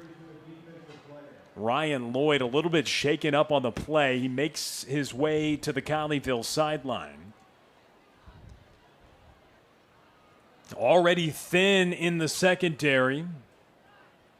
And Lloyd comes off. Some guys have emerged in that secondary. We talk about Hayden West, but Eli Wollery, a pair of picks tonight. Ryan Lloyd, Isaiah Haynes a few weeks ago got his first start in an interception. So Colleyville, all in all, forces the incompletion, and with 25 seconds left, they'll get the football back. We'll see if they try to push the envelope and do anything with it. On a 4th and 4, Grapevine punts it away. Connor Supacasey, who has a pair of touchdowns receiving tonight, gathers this one at the 36-yard line where he's immediately forced out. Good kick coverage on special teams by the linebacker Cooper Towery. And it gives Colleyville the football on their own 36-yard line. Just 16 seconds left on the clock. Maybe take a shot, maybe don't. Maybe just run a ball and go to halftime with a 2-score lead. We'll see. I think 16 seconds is plenty of time. I think this next play right here is really important. You want to get about 15 to 25 yards to give Vargas a chance at a Hail Mary. So let's see what they do here on 1st down. Vargas does have a 56-yard touchdown in this game. It is a quick hit out to Connor Supakase. Runs out of bounds. 12 seconds left on the clock. It stops. And that's a nice hit. Kind of what the doctor in Tramel Jeffers ordered. Get a quick completion and get a little bit closer into striking territory. Over 200 passing yards in the first half already for the freshman Lane Vargas in his first varsity start. And every single throw has been very impressive. There's been some throws tonight on the tape that you will look at and say, wow. And here is another throw. That's wide open to Trevi Prycia. He finds his man, Prycia, all the way down to the 32-yard line. Colleyville moves up quickly. And then there's some of the throws where you say, wow, because the receiver was so open. That was the case there. Nobody within 5 yards of Trevi Prycia over the middle of the field. Grapevine was guarding the sideline, content with the middle of the field, but Colleyville able to use a timeout with 6 seconds left. And now you're in an interesting spot here. A few more yards, you could try to send Landon Dressel out there. He's hit from 40 in his career, or you could take a shot toward the end zone. Yeah, it would be a little risky trying to pick up a couple of more yards to get that field goal try. You might run out of time. So I think here you just try to get it in the end zone. Take a shot at the end zone. But that time, Grapevine does a good job of playing the sidelines. You don't want the Panthers to get out of bounds, but what they didn't do was a good job of covering the middle. They gave up way too much in the middle, and it gives Colleyville a really good shot of seeing, hey, do we want to go for one more play and kick a field goal, or do we want to take a shot at the end zone? And we have a good opportunity to get it in the end zone as they're right there at the 33-yard line. So Vargas takes the snap, quick hit to the outside, and Connor Supakase gets out of bounds with 2 seconds left. And this 2-minute offense for the Panthers is so impressive. When you have 4 wide receivers that can stretch a defense, it makes it tough to defend. But then when you're worried about the sideline and all the works of it, Lane Vargas operated that drive to perfection and sets Colleyville up for a 40-yard try. It would match Landon Dressel's career long. He's hit from 38 this season. This, a 40-yard try from the left hash. Landon Dressel trying to add 3 points on, and Grapevine wants to make him think about it. Ryan Smith calls a timeout, trying to ice the kicker. Make or miss here to get Colleyville. Tramel, 16 seconds left when they got the ball back at their own 36-yard line. With 16 seconds left, and he perfectly gets it to the 23-yard line to put Colleyville in a position to try a field goal now from 40. That is very, very high-level operation there in the 2-minute. We wanted to see what he could do in the 2-minute, and Lane Vargas executed. Yeah, he did it to perfection, and you wouldn't be able to tell that this was a freshman quarterback. If you just turned this ball game on, you had no idea of who these players were. You wouldn't be able to tell that Lane Vargas is a freshman. No. I would think that he was a senior or a junior. I would think he was an upperclassman, but no, he's just a freshman. He really is. Every facet of the game and the intangibles are just really impressive. Exciting stuff going on from Lane Vargas. He puts Colleyville in a position to try a field goal. It's Landon Dressel from 40 yards out. It would match a career long. The kick is up. It has the distance, and it is through the uprights. Landon Dressel knocks it in from 40 yards out. Colleyville adds on, and they take a 30-14 lead into the locker room. 16 seconds. Not too little time for Lane Vargas, and he operates the Panthers all the way into field goal position, and Landon Dressel knocks it through, Tramel. Oh, yeah. Well, we got another exciting second half to come. I can't wait to see what this offense is going to do in that second half. And also for Grapevine, their offense is rolling now on their last 2 possessions. So we're going to get some more offense in this second half. We've had a lot of offense already through 2 quarters of play. 44 points on the board between the 2 teams, but Colleyville with a healthy lead as they go to the locker room in the regular season finale. It's the Red Rail rivalry, and you're watching it on Panther Friday night on Tradio. We'll have stats from the first half when we come back.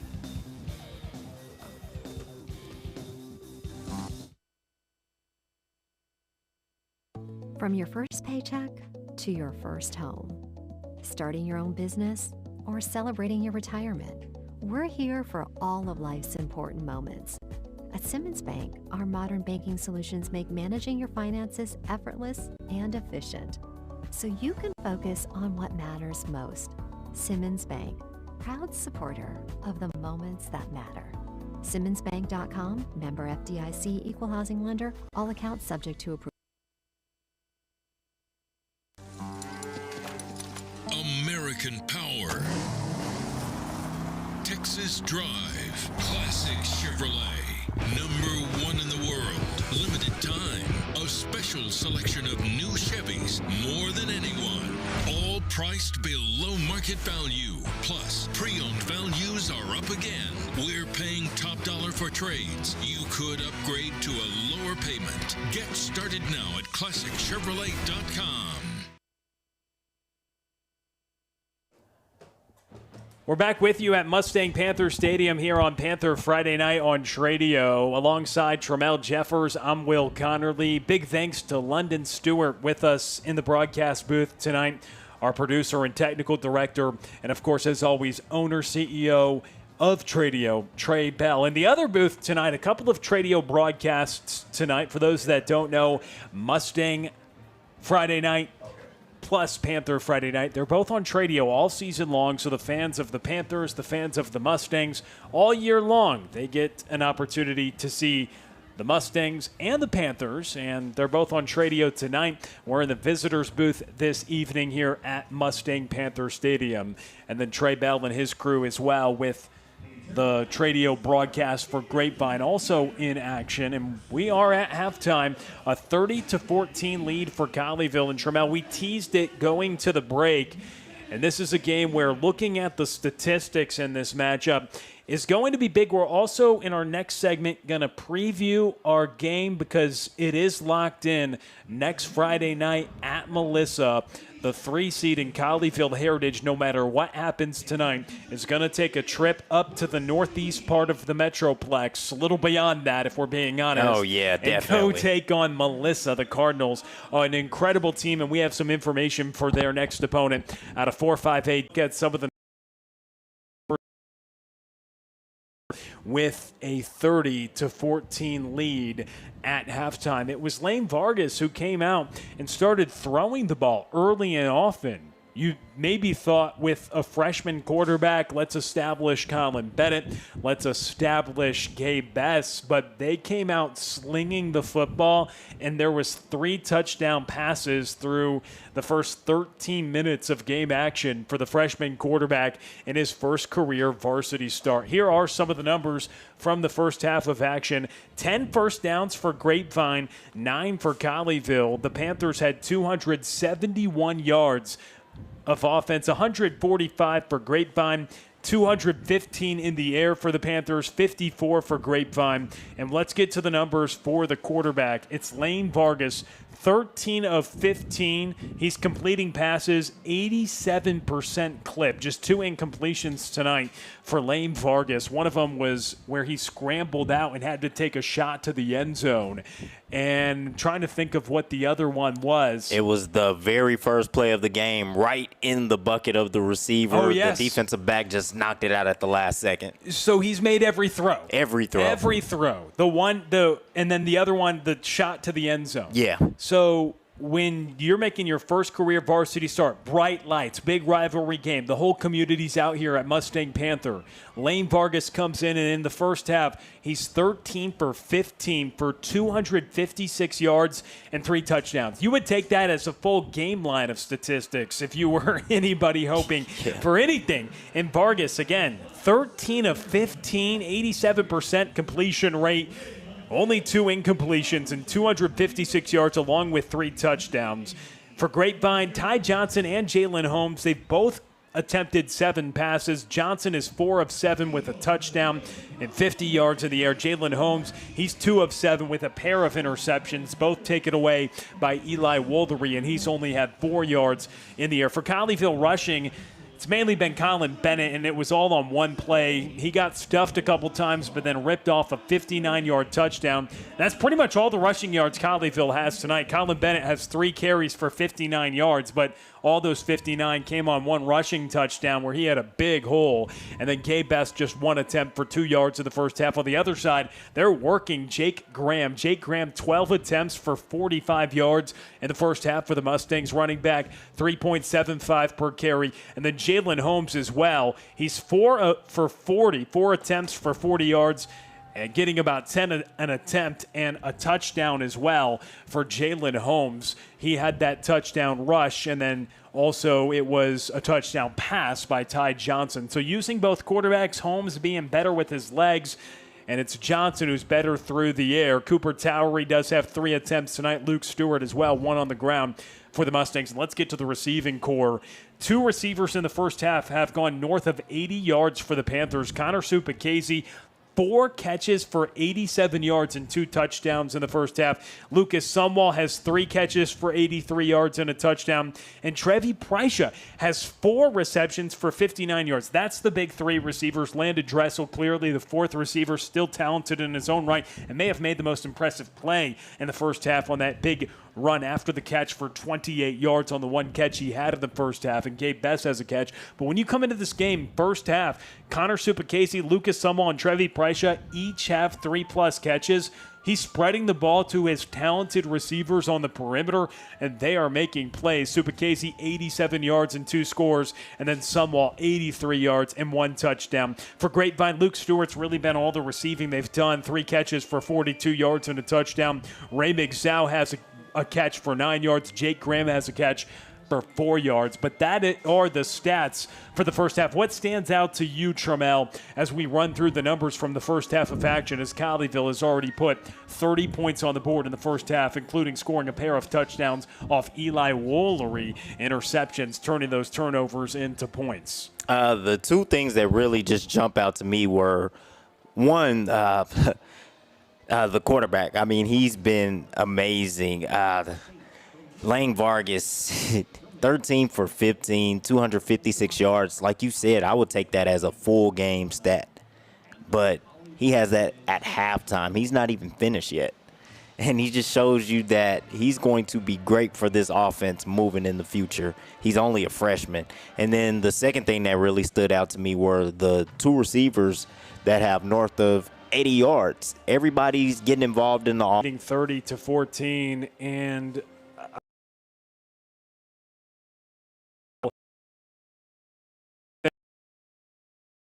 with us, he watches more football than I can tell you. 13 for 15 for 256 yards and 3 touchdowns in the first half for a freshman making his first ever varsity start. Those numbers alone in the box score can tell you a lot.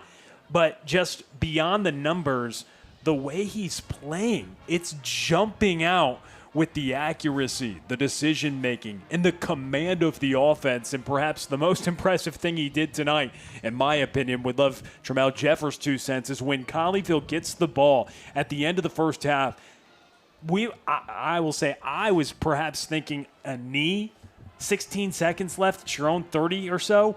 No. He drives it all the way down to the 23-yard line with 16 seconds to work with and finds sidelines, takes advantage of the open field, knowing he has a timeout in his pocket, and they set up in a position to give Landon Dressel a field goal try, and that gives Colleyville the chance to then add 3 points on at the first half. But go into some detail just about how the quarterback is playing tonight and seeing this offense operate as a whole. He's playing very intelligent. I mean, he's taking what the defense is giving him. He's getting rid of the ball quick. That's really what's really impressed me the most, is his ability to get the ball out quickly. He's not holding on to the ball. He's not trying to look for the big play if it's not there. He's taking what the defense is giving him. He's getting those short passes and trusting his receivers. Hey, he knows, hey, Lucas Sumwall, let me throw a quick out route to him. I know he can get yards after the catch. Let me throw this slant across the middle to Trevi Prysha and let him pick up that first down. I know he can get yards after the catch, and that's exactly what's been happening. And then with the play-action passes, he's hit a couple of big plays as well. I mean, his ball placement has been perfect so far. And I think it's going to continue in that second half. I mean, I just can't. I keep reiterating how he's only a freshman. It's really, really impressive. He looks like a veteran quarterback. He looks like an upperclassman. So we talk a little bit about the offensive side. Lane Vargas dominating. Colin Bennett also should enter the conversation for at least most impressive play of the first half. He ripped off a 59-yard touchdown. I do want to touch on this Panther defense a little bit as well.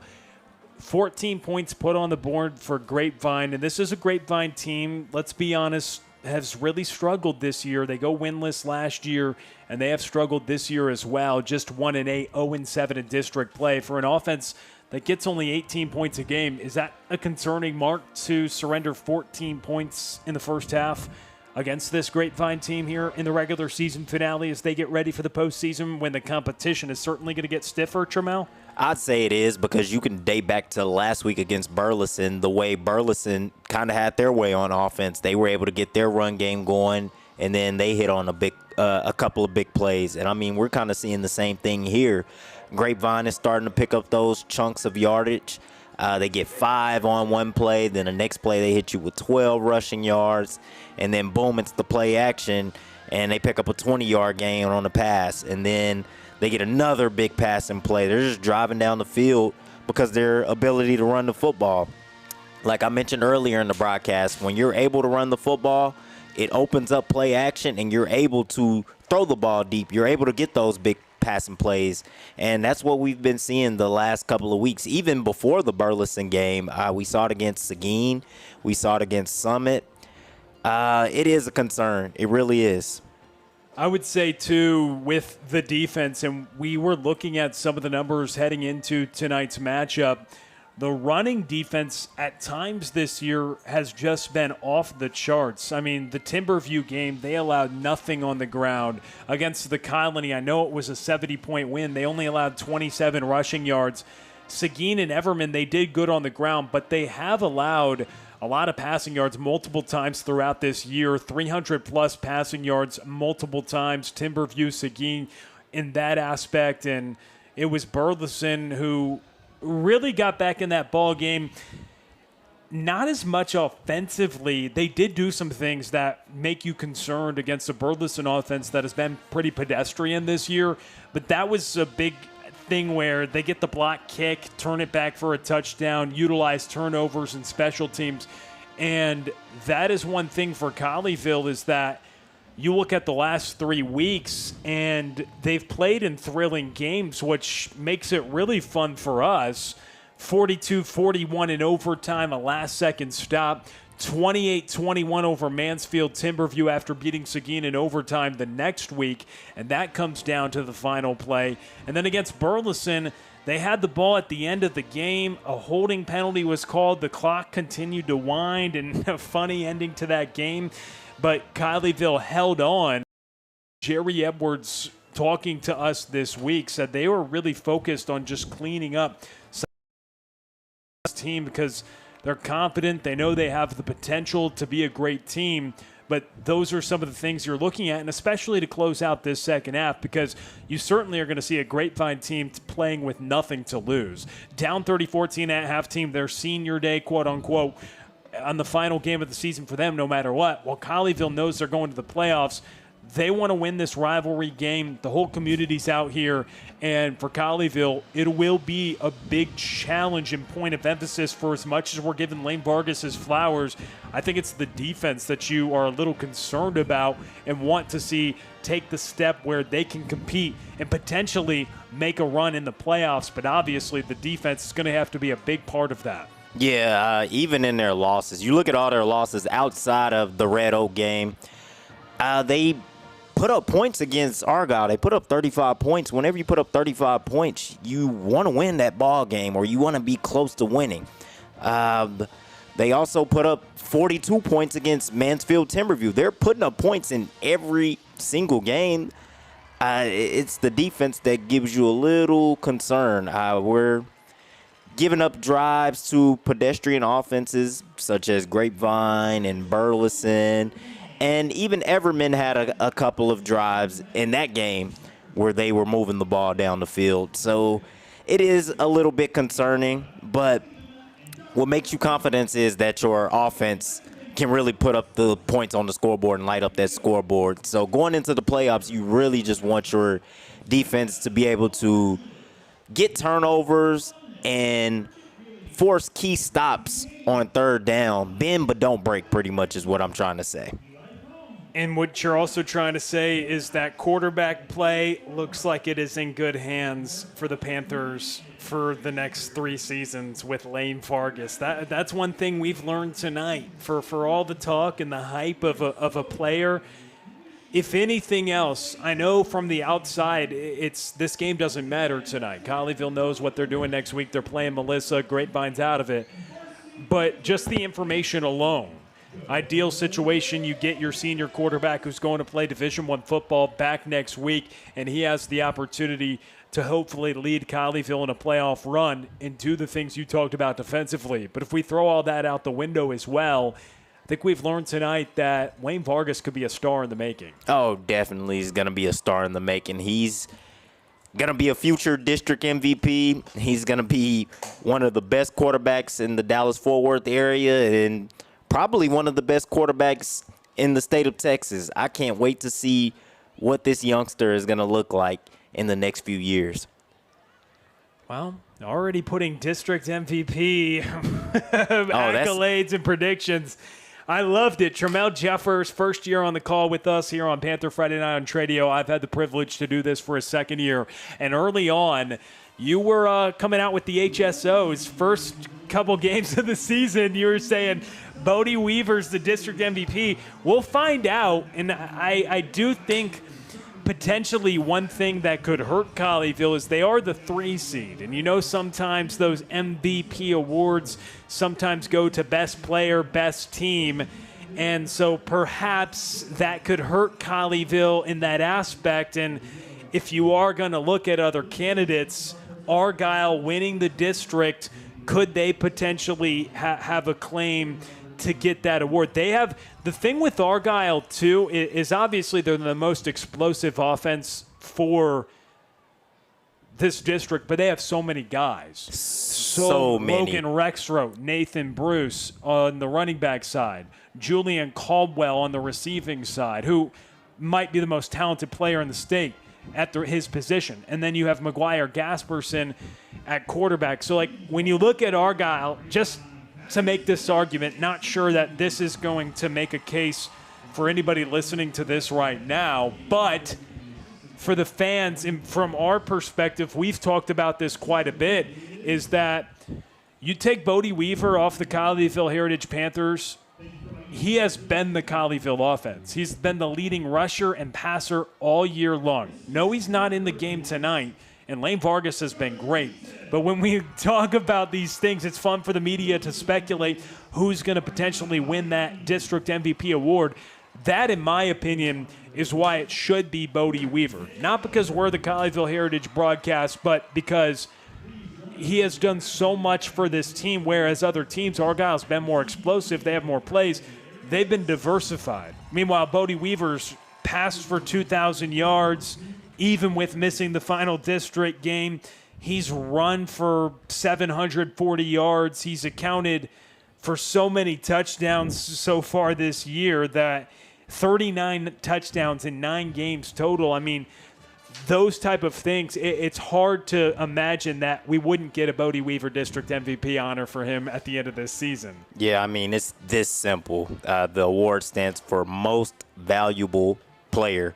Like you said, if you take Bodie Weaver off this offense, he's been the entire offense this season pretty much. Rushing, passing, touchdowns.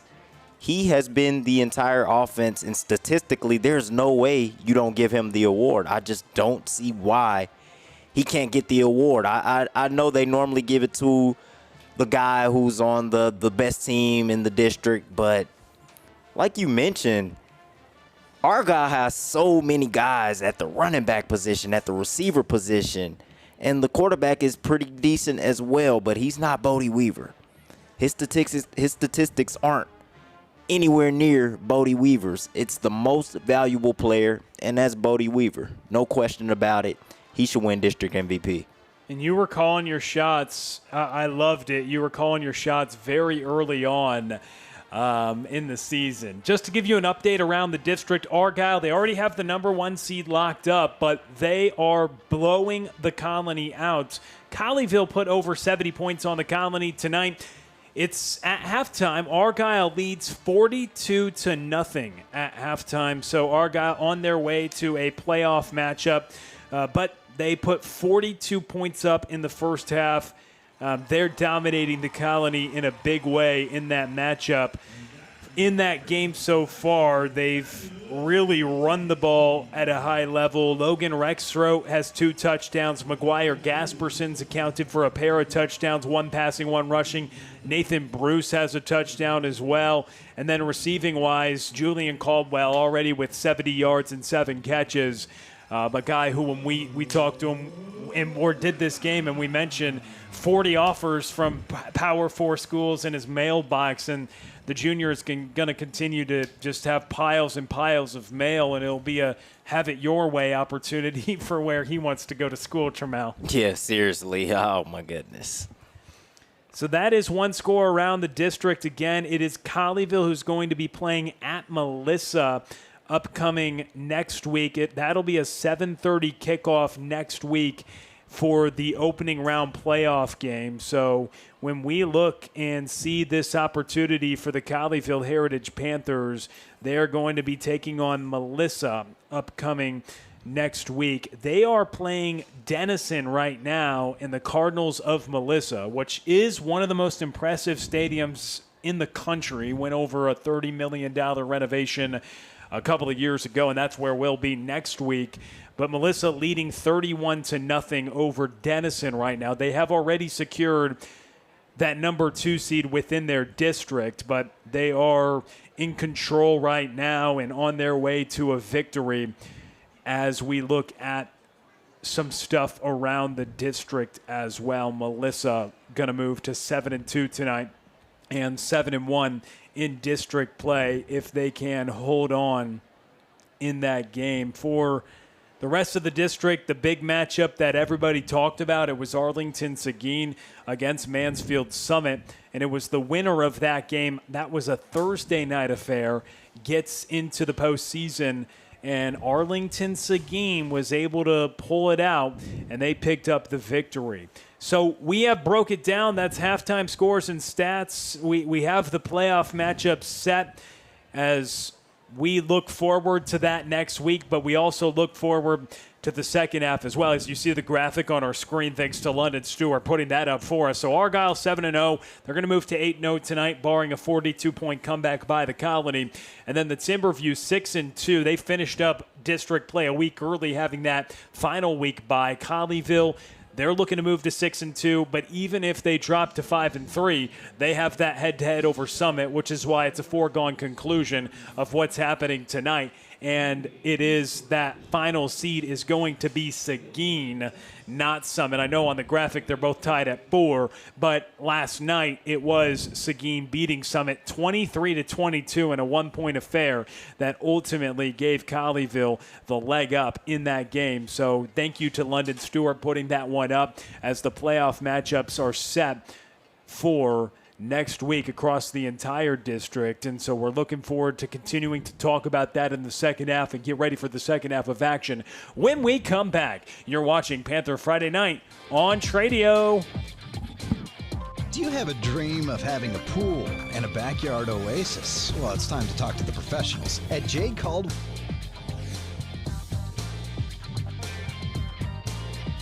Do you know what makes a biscuit a bow biscuit?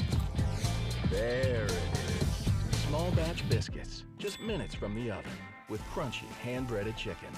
Now you know. The Carolina legend is here. If you know, you bow. Compass Church is for you. Join us each week to experience great music, a message that applies to your everyday life, as well as programming for your kids and students to engage on their level. Learn more at compass.church.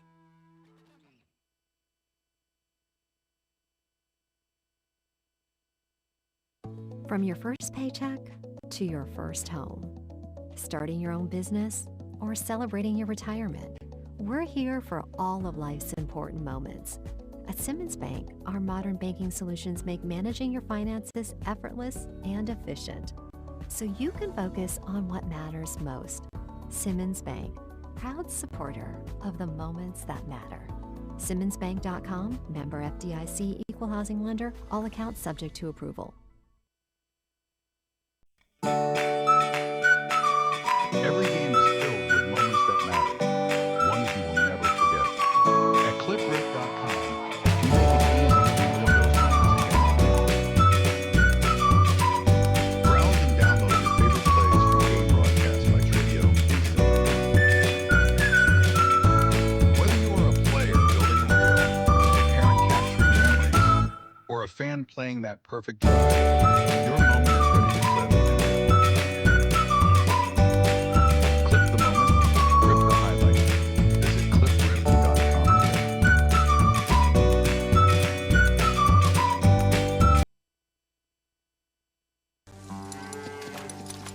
American Power. Texas Drive. Classic Chevrolet. Number one in the world. Limited time. A special selection of new Chevys. More than anyone. All priced below market value. Plus, pre-owned values are up again. We're paying top dollar for trades. You could upgrade to a lower payment. Get started now at ClassicChevrolet.com.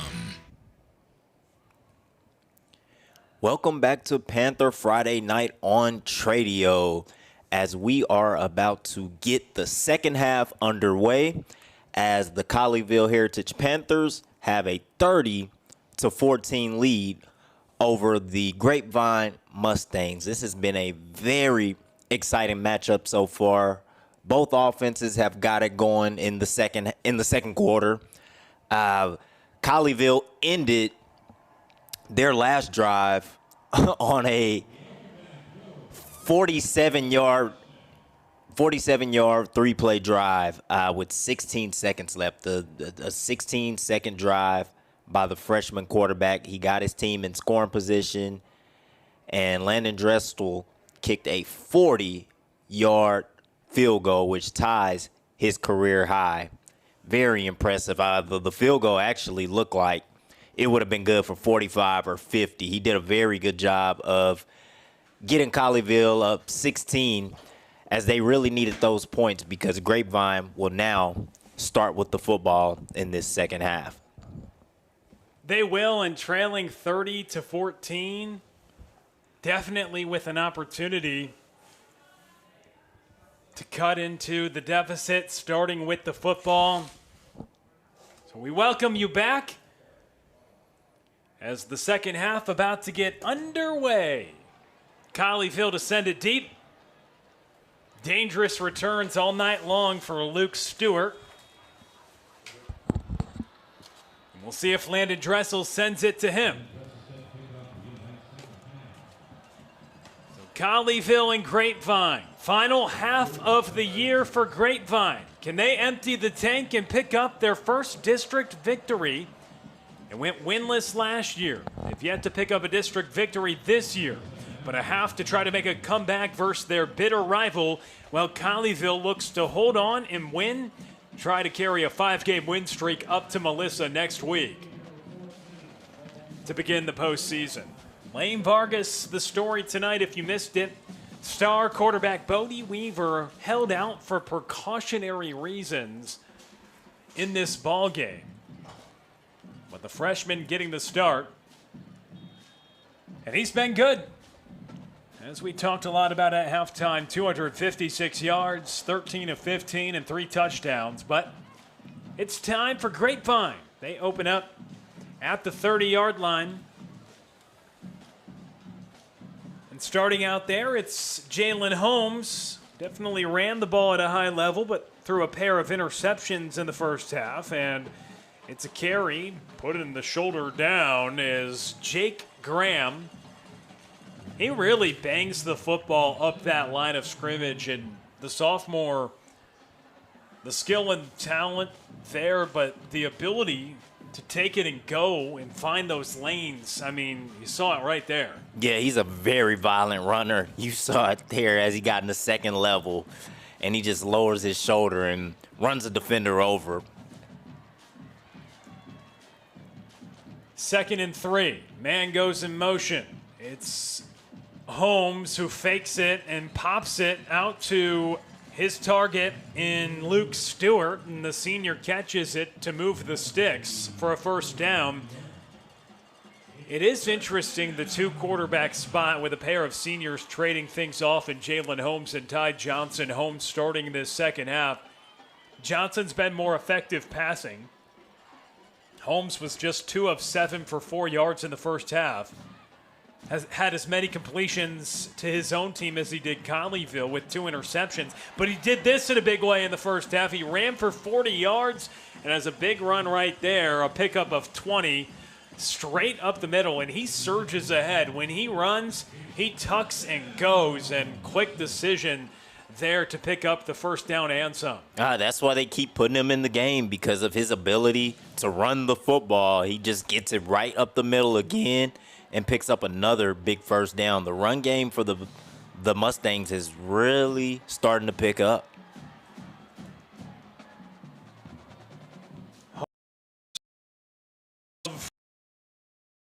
Another nice gain. That one was Cooper Towery. And 3 in the backfield. Towery, Jake Graham as well. And Towery, the second leading rusher on the team, 337 yards. Jake Graham had over 500 coming into the game. And that tandem in the backfield along with Holmes can make things difficult.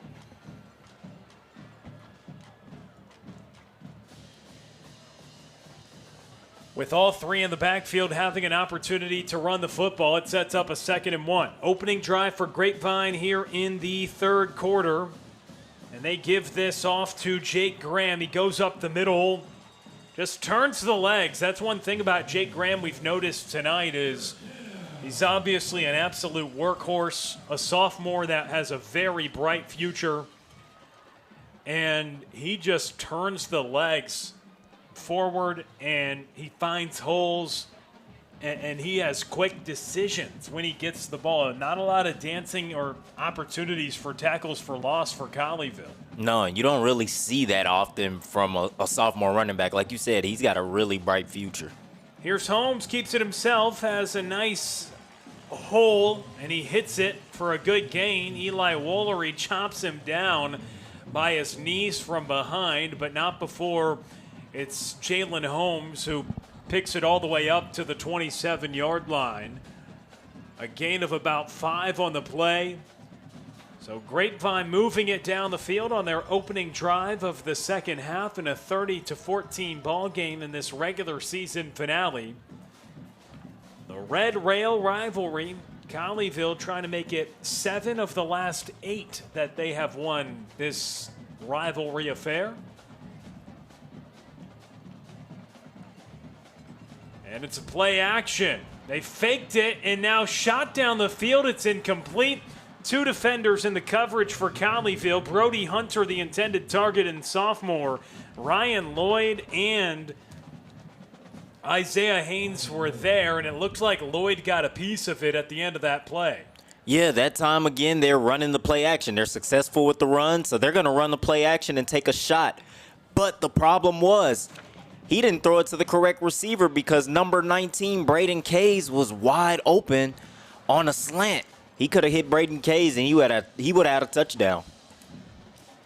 Yeah, Kays was wide open down the seam, and the tight end. Now they hit Stewart on a screen pass. Quick hit out on 3rd down, and they pick up the first down. So Luke's yards for this Mustangs. Goes in motion. It's put right into the chest of Cooper Towery, and he moves forward, picks up a couple yards inside the 20. So the Mustangs have officially entered the red zone. A slow, methodical drive on the opening possession of the third quarter. Yeah, very slow and methodical. They're just chipping away at that run game. And then they're getting favorable third downs, 3rd and 3, 3rd and 2, and they're picking it up.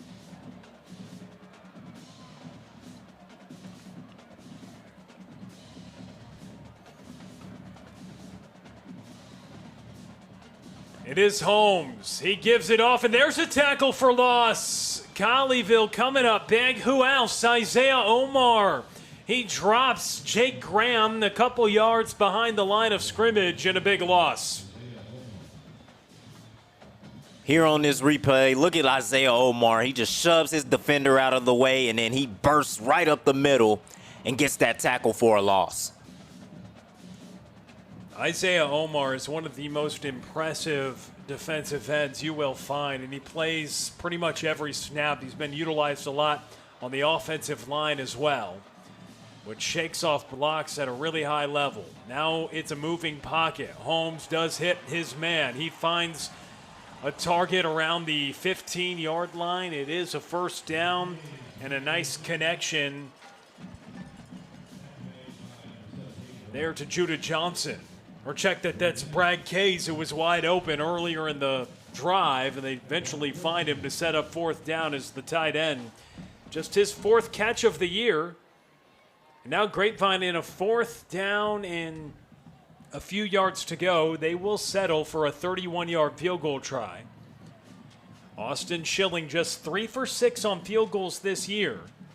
Has hit from 47.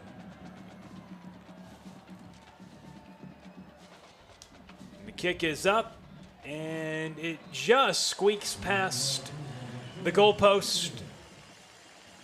And it is 3 points added on for Grapevine. So they take a lot of time off the clock. They start with the ball in the 3rd quarter. They drive down the field, and they add on 3 points. It's a 30-17 lead for Colleyville, and Lane Vargas and the Panthers offense set to get the ball back. I didn't like that call. I didn't like the call at all. They should have went for it on 4th down. It's the Red Rail rivalry. Why not go for it? You have nothing to lose, and then you only needed, I think it was 4th and 3. Go for it. It's still a 2-possession game with you kicking the field goal. So go ahead and try to get those 6 points so you can make it a 1-possession game after you go for 2. I didn't like that call there, but it does get them a little closer to Colleyville as they still trail 30-17. I mean, they're still in the ball game, but I thought you had a nice opportunity to really make this a real ball game and a 1-possession game. So they opt to kick the field goal instead from 31 yards out. But again, still down 30-17. Short kickoff caught at the 24-yard line. Colleyville brings it back. It's Gabe Bess up to the 35. And that's where Colleyville will start with 5:34 to go in the 3rd quarter. Ahead 30-17. In the final game of the regular season, Colleyville will pay a visit to Melissa next week to begin their playoff journey for a 20th consecutive season. Colleyville going to the postseason and trying to make a deep run like they did under the first year with Jerry Edwards at the helm, and try to turn around what was a blowout loss in the opening round of the postseason a year ago to Anna. Thought potentially Anna was going to be the opponent again this year, but it's Melissa instead. After that ball is caught on the far sideline, Lane Vargas continues his efficiency, and he finds Connor Supacase. Only 2 incompletions tonight for the freshman. And that's an Anna team in the other district that you just want to avoid. I know they're 3rd in the district behind Prosper, Walnut Grove, and Melissa, but Anna, they won 79-14 to close out the regular season last night. And behind some blockers, it's Colin Bennett trying to surge ahead after a 4-yard gain to Connor Supacase. Colin Bennett gathers a few more, and it sets up a 3rd down. It is really insane how Anna is only a 3 seed. I mean, any other district, they would be the number 1 team, and at worst, the 2nd best team. Yeah, Anna won a state championship a couple years ago. Their only losses in district play are to the 2 teams ahead of them, in Prosper, Walnut Grove, and Melissa, and they lost both of those games by just a touchdown. 3rd down and 4. It's Vargas, takes it himself. Look at Lane Vargas go. All the way up to the 45-yard line. He picks up a 1st down, and on 3rd and 5, back to pass under pressure. He tucks and runs as he has a few times tonight. And it's not out of the scrambles leaving the pocket. He's going right up the middle, Trammell. Yeah, he's going right up the middle. And one thing about him is he's really explosive, and he's got a lot of wiggle to his game. He can really move and shake horizontally. That's what I like about him.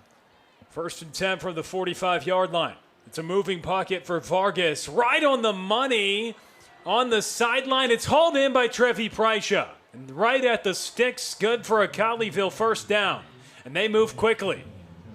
Another beautiful ball right on point by Lane Vargas. And Prycia works the sideline. He's wheeling and dealing. He rolls out to the right, and he completes one again. Another quick one to Lucas Sunwall. Just get it out to number 18 of the boundary, and good things happen. He picks up a few yards up to the 30-yard line. And sets up 2nd down.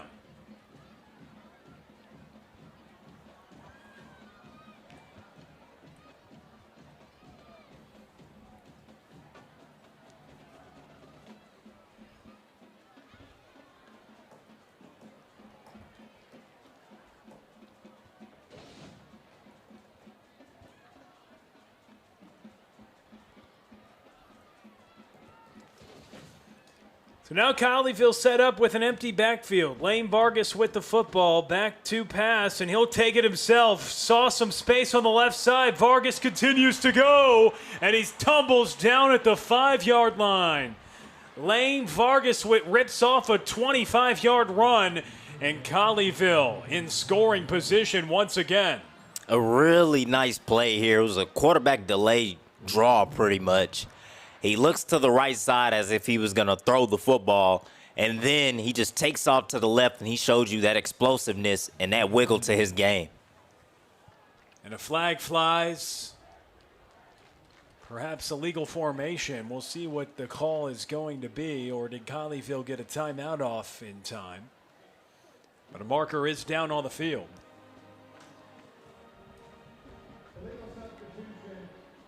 A legal substitution against Colleyville, so that'll back them up. With 3:27 to go in the 3rd quarter.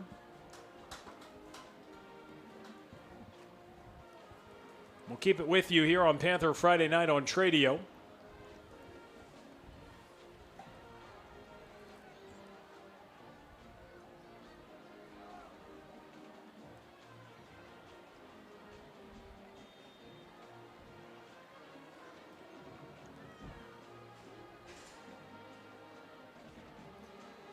And it's right up the middle. Interesting formation, the jumbo set for Colleyville, and they just pick up a few yards. They were backed up with a 5-yard penalty on an illegal substitution. We'll see what they can do here in the red zone with Lane Vargas. Already 3 touchdown passes tonight. Not really a formation that you normally see at the 10-yard line. You normally see it right there at the goal line, but Colleyville brings it out at the 10, I guess, to surprise the Panther or to surprise the Mustangs and see what they could get. But they got positive yardage on it. Vargas to pass, looks to the corner of the end zone intended for Lucas Sunwall, out of his reach. And the chemistry tonight seems to be on point. The receivers and quarterback have not been off page. And no. Even on that play, that was exactly where he wanted to go. He releases the ball before Sunwall makes his break to the end zone. And those are the type of things when you can be on the same page with a new quarterback in the play. That's a testament to Lane Vargas understanding the playbook. He approaches the game with a really high IQ as well, you can tell. Yeah.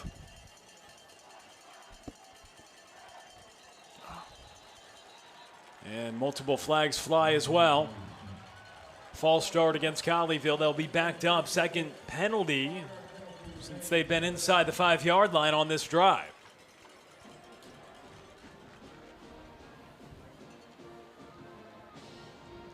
So now Colleyville is starting to shoot themselves in the foot.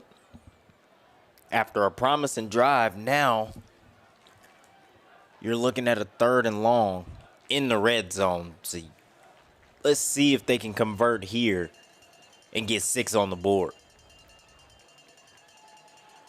Vargas over the middle. Trevi Prysha hauls it in. The 4th touchdown pass for the freshman Lane Vargas. Trevi Prysha grabs it from 13 yards out.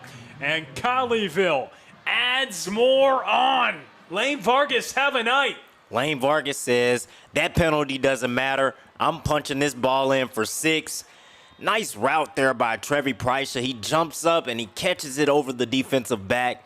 And that is touchdown number 4 for the freshman quarterback.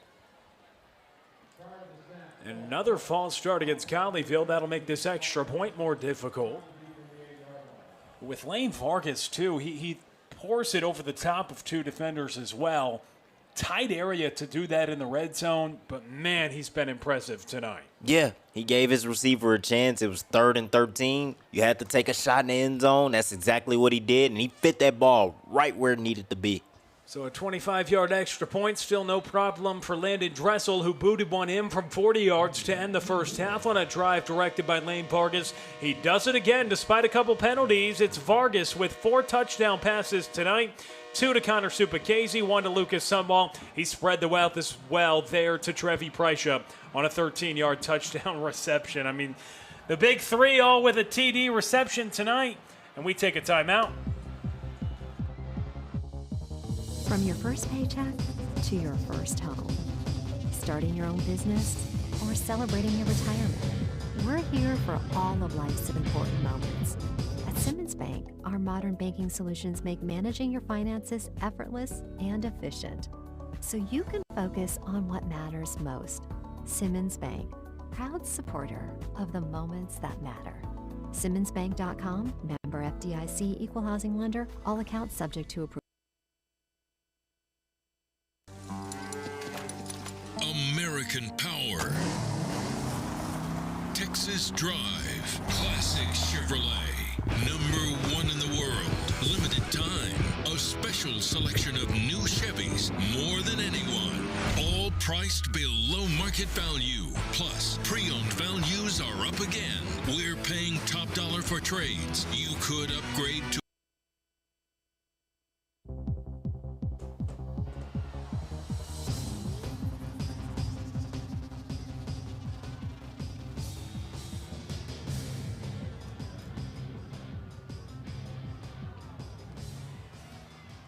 We're back with you on Panther Friday night from Tradio. It's a 37-17 lead for Colleyville alongside Tramel Jeffers. I'm Will Connerly. A look at the kickoff. And Lucas Sumwall on the kick return coverage there. Motoring and dropping Luke Stewart to the turf with 2:27 to go in the third quarter. Lane Vargas in his varsity debut starting as quarterback with 4 touchdown passes. It's all Colleyville. Ty Johnson, the quarterback, gives a handoff here. And Jaime Sanchez, the junior running back, has not got a ton of carries tonight. His first opportunity is a good one. It's a gain of 8 yards, but a Mustang is down. And so a timeout is called for an injury of a Grapevine Mustang who seemed banged up as Jaime Sanchez got his first opportunity tonight.